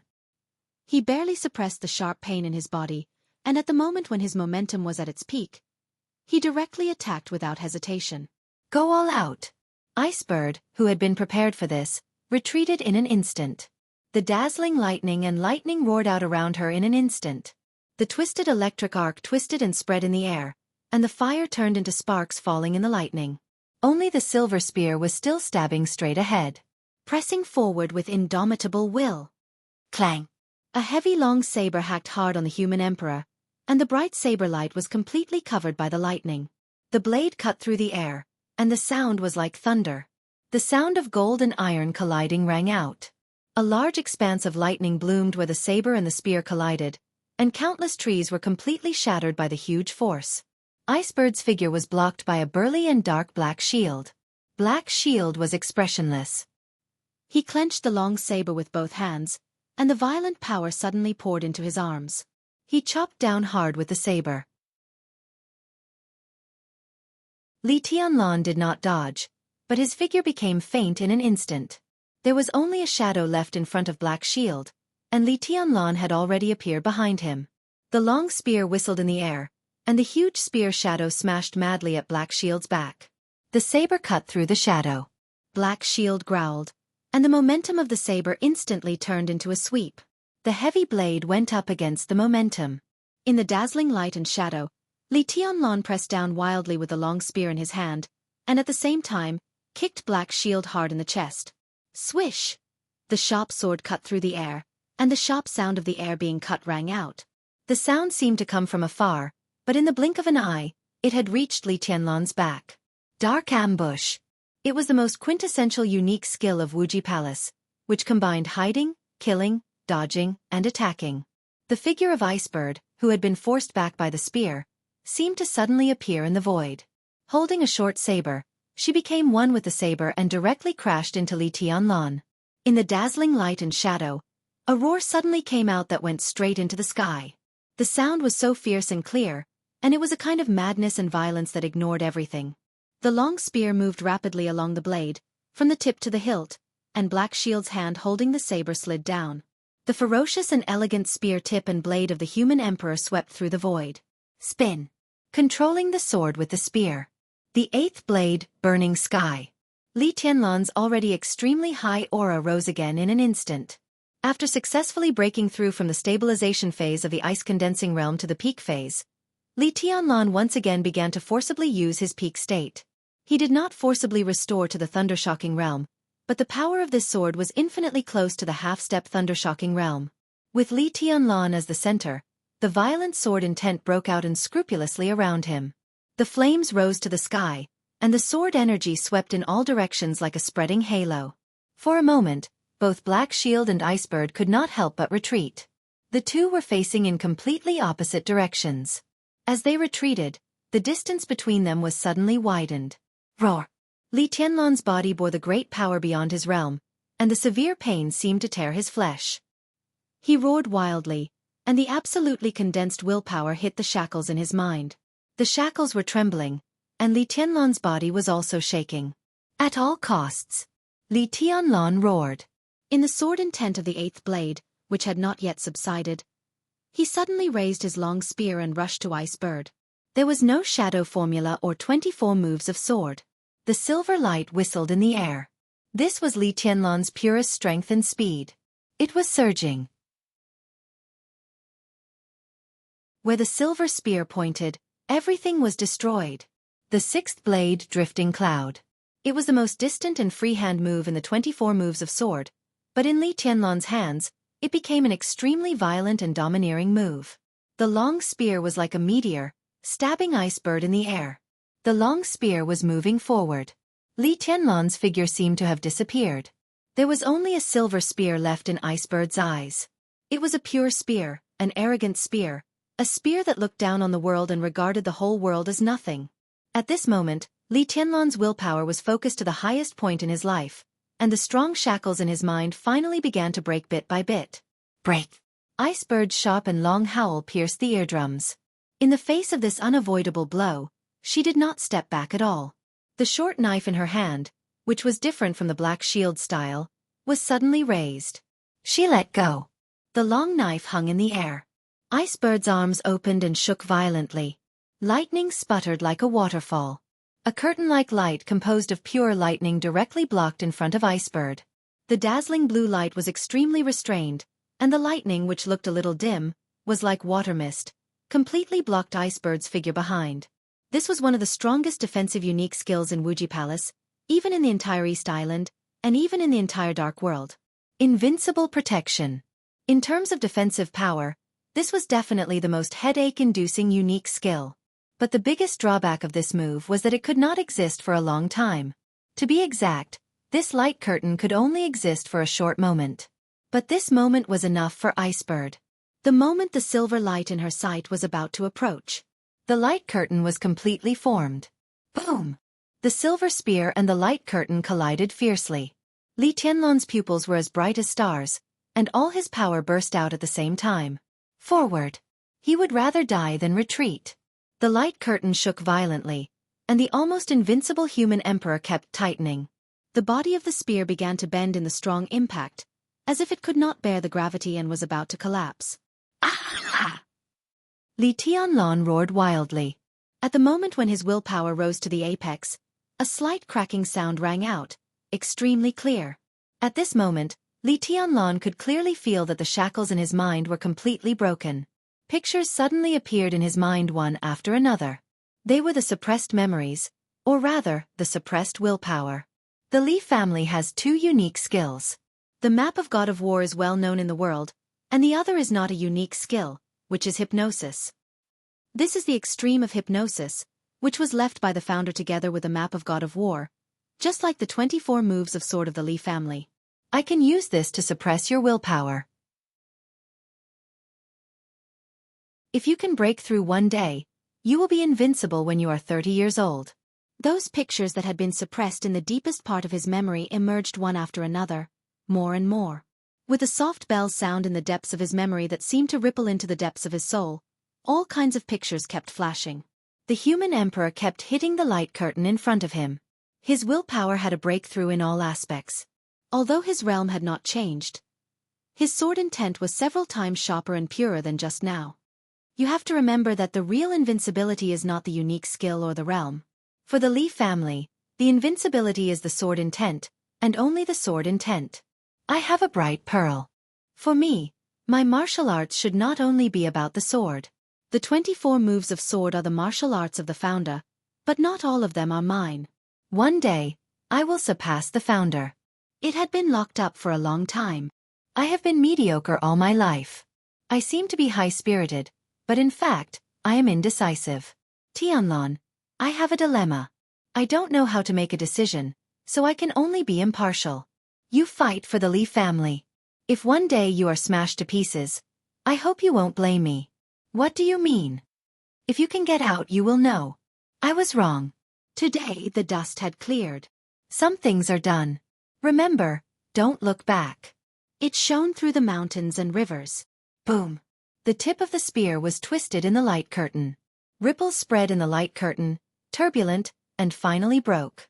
Pictures and a large number of memories hit his mind. The memory was so clear. Everything in his sight was so clear. The broken light curtain flew in all directions in the explosion.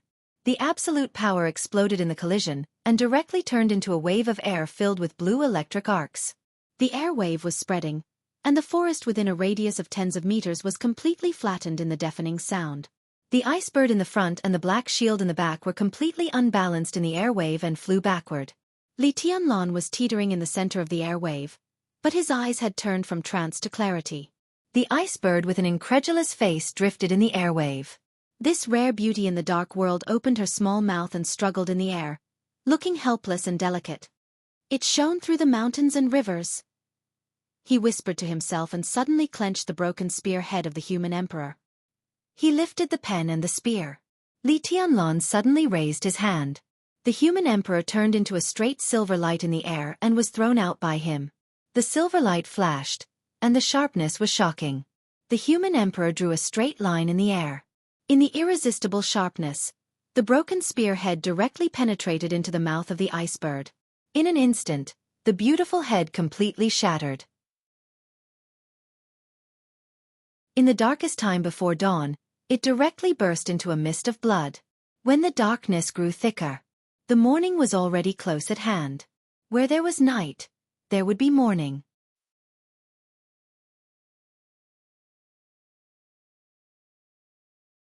Chapter 223. As the most elite super-large comprehensive corps of Jianghu state, once a war broke out, the Border Praetorian Corps would be the first to be familiar with the enemy's artillery and the backbone to undertake a large number of combat tasks. In times of peace, it was the iron wall of Jianghu state, and in times of war, it was the sharp sword of Jianghu state. This superforce of nearly 600,000 people had been given too many sacred duties by the whole Jianghu state since its establishment. It had been glorious to the peak and had fallen to the bottom. Since Dongqing Wudi, the god of massacre of Jianghu state, took charge of the Border Control Corps, the light of the Border Control Corps was still dazzling. It was a blood-red light. Dongqing Wudi made the Border Control Corps because he pulled the most destitute Border Control Corps out of the shadow of the treason case. The Border Control Corps also made Dongqing Wudi.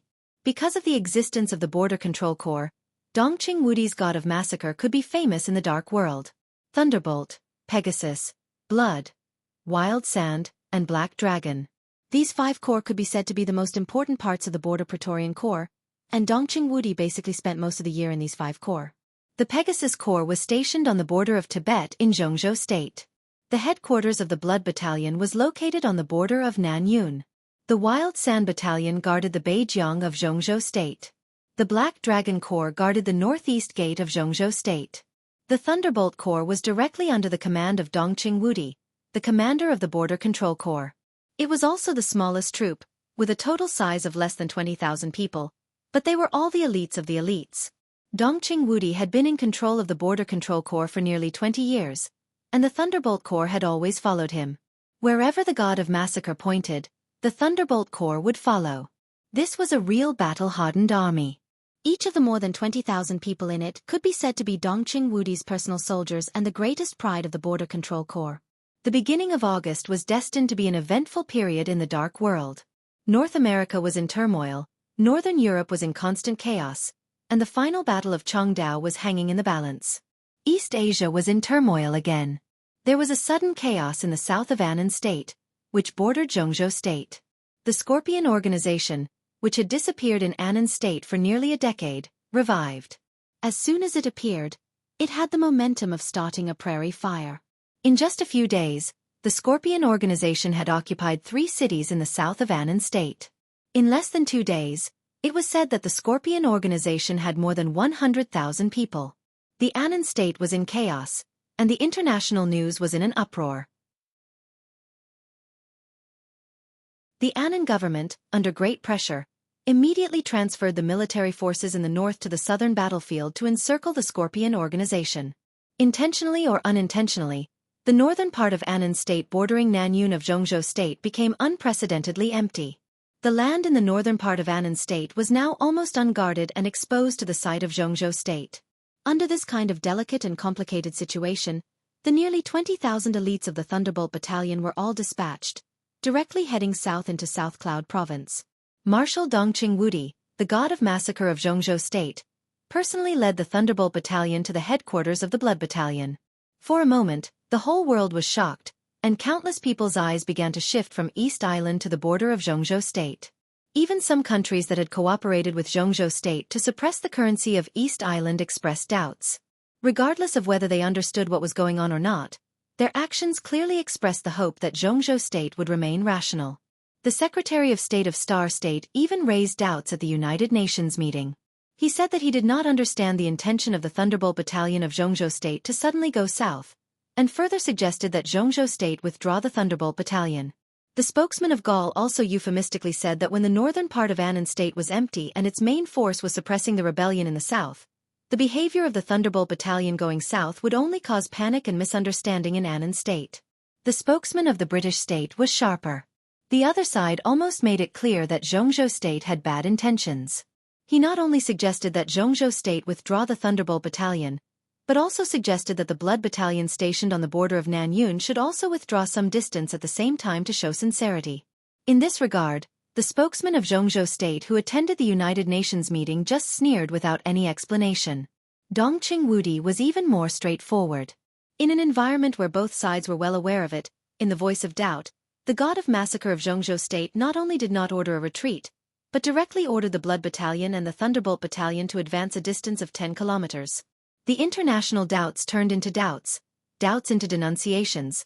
Denunciations eventually escalated into curses, and then almost repeated threats. Jianghu State kept silent. The Border Control Corps didn't say a word. They just did their own things despite the clamor of the outside world. The border of Nanyun was sultry and oppressive. On a hillside less than 10 kilometers away from the border, Dongqing Wudi, who had just gotten up, flipped through the newspaper and narrowed his eyes slightly. The international pages of the newspaper were full of accusations and threats from other big countries against Jianghu state. The tone was tough, and the accusations were similar to taking advantage of others' difficulties and losing the demeanor of a superpower. Dongqing Wudi glanced at it a few times, threw the newspaper aside, and said with a sneer, "Clowns. They are good at acting, but that's all they can do. Sanctions? Bullshit." A strong man who was sleeping near him heard his voice, turned over in a daze, and sat up from the stall. Under the yellowish light, it could be clearly seen that the sweat on the man's face was flowing down. He looked at Dongqing Wudi, who had put on his military uniform, and said with a wry smile, "Marshal, don't you feel hot?" Although the conditions of the Blood Battalion are ordinary, in the temporary camp, the marshal's tent should be equipped with an air conditioner or an electric fan. "What are you doing?" As he said this, he stood up from the blanket. As he moved, his body was suddenly covered with a thin layer of ice. When the thin ice appeared, there was suddenly a little coolness in the stuffy tent. Experiencing life. Dongqing Wudi didn't look back. He lit a cigarette and said in a calm tone, "This damn life." The man cursed, looking puzzled. He was as tall as Dongqing Wudi. He was thin, but his face was extremely rough. His dark skin shone with an oily luster, and he looked extremely strong and fierce. However, at this time, this general of Jianghu state, whose words carried weight in the Blood Battalion, stood next to Dongqing Wudi, without any power. He was honest and even a little honest. General Wang Wantian, the commander of the Blood Battalion. This was Dongqing Wudi's old subordinate. He was also one of Dongqing Wudi's most trusted people in the Border Control Corps. There is a place near here that also has no air conditioner or electric fan. It has been many years. Dongqing Wudi walked out of the tent with a cigarette in his mouth, and his expression was calm. "I'm going out for a walk."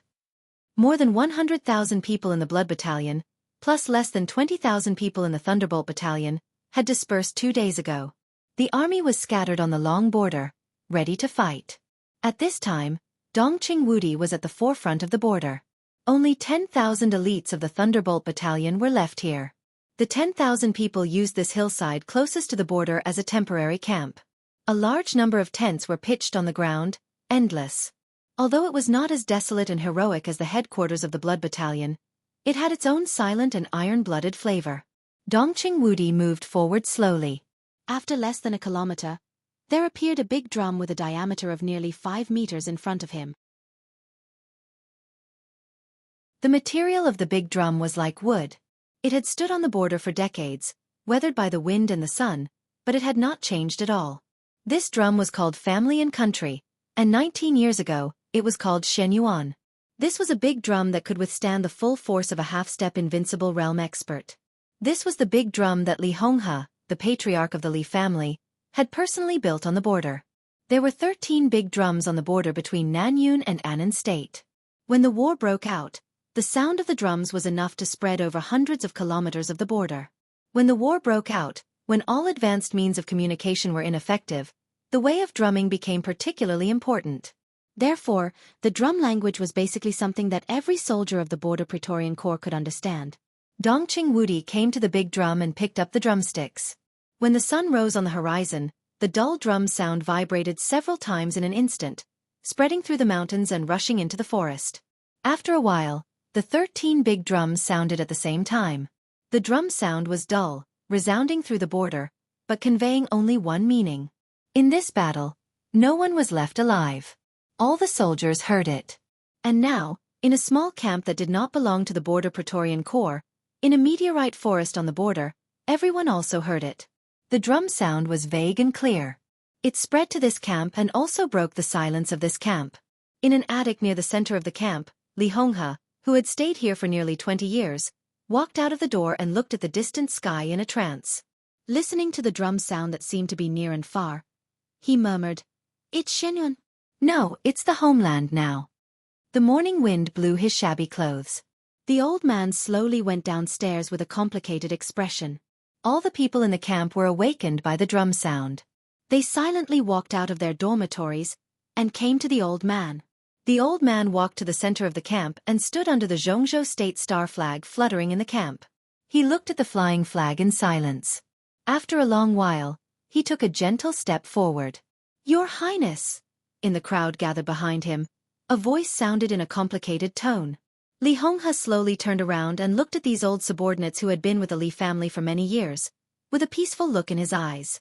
In his sight, there were faces full of entanglement. The knot in your heart hasn't been solved? After a long silence, he looked at the crowd in front of him and suddenly asked with a chuckle, "How to solve it?" Another voice sounded in the crowd, full of bitterness and even a little ferocious. Li Honghe didn't look at who was speaking, but said gently, "If you can't solve it, then don't. We're soldiers. The drum of the homeland is beating, and the war is about to start. What do you think I should do?" There was only silence in the crowd. Dead silence. No one spoke. Li Honghe looked at them quietly. There was no disappointment or joy in his eyes. Only calmness. After a long time, Li Honghe slowly turned around and slowly reached out to the star flag standing in front of him. "I can understand you, so you don't have to ask me where you're going. I'm not the god of war, but I'm still a soldier. So I'll go." He paused and continued, "You can stay or go to the war, but you don't have to go with me." He abruptly exerted strength in his hand that was holding the flagpole, and directly uprooted the flagpole that was several meters tall. The scarlet star flag surged in his hand and made a loud noise. Li Honghe's eyes were in a trance. He looked up at the scarlet above his sight and muttered to himself, "Old buddy, let's go." You're tuning in to the Wisdom Diary YouTube channel. Don't forget to subscribe and join us on this journey to catch the most captivating stories.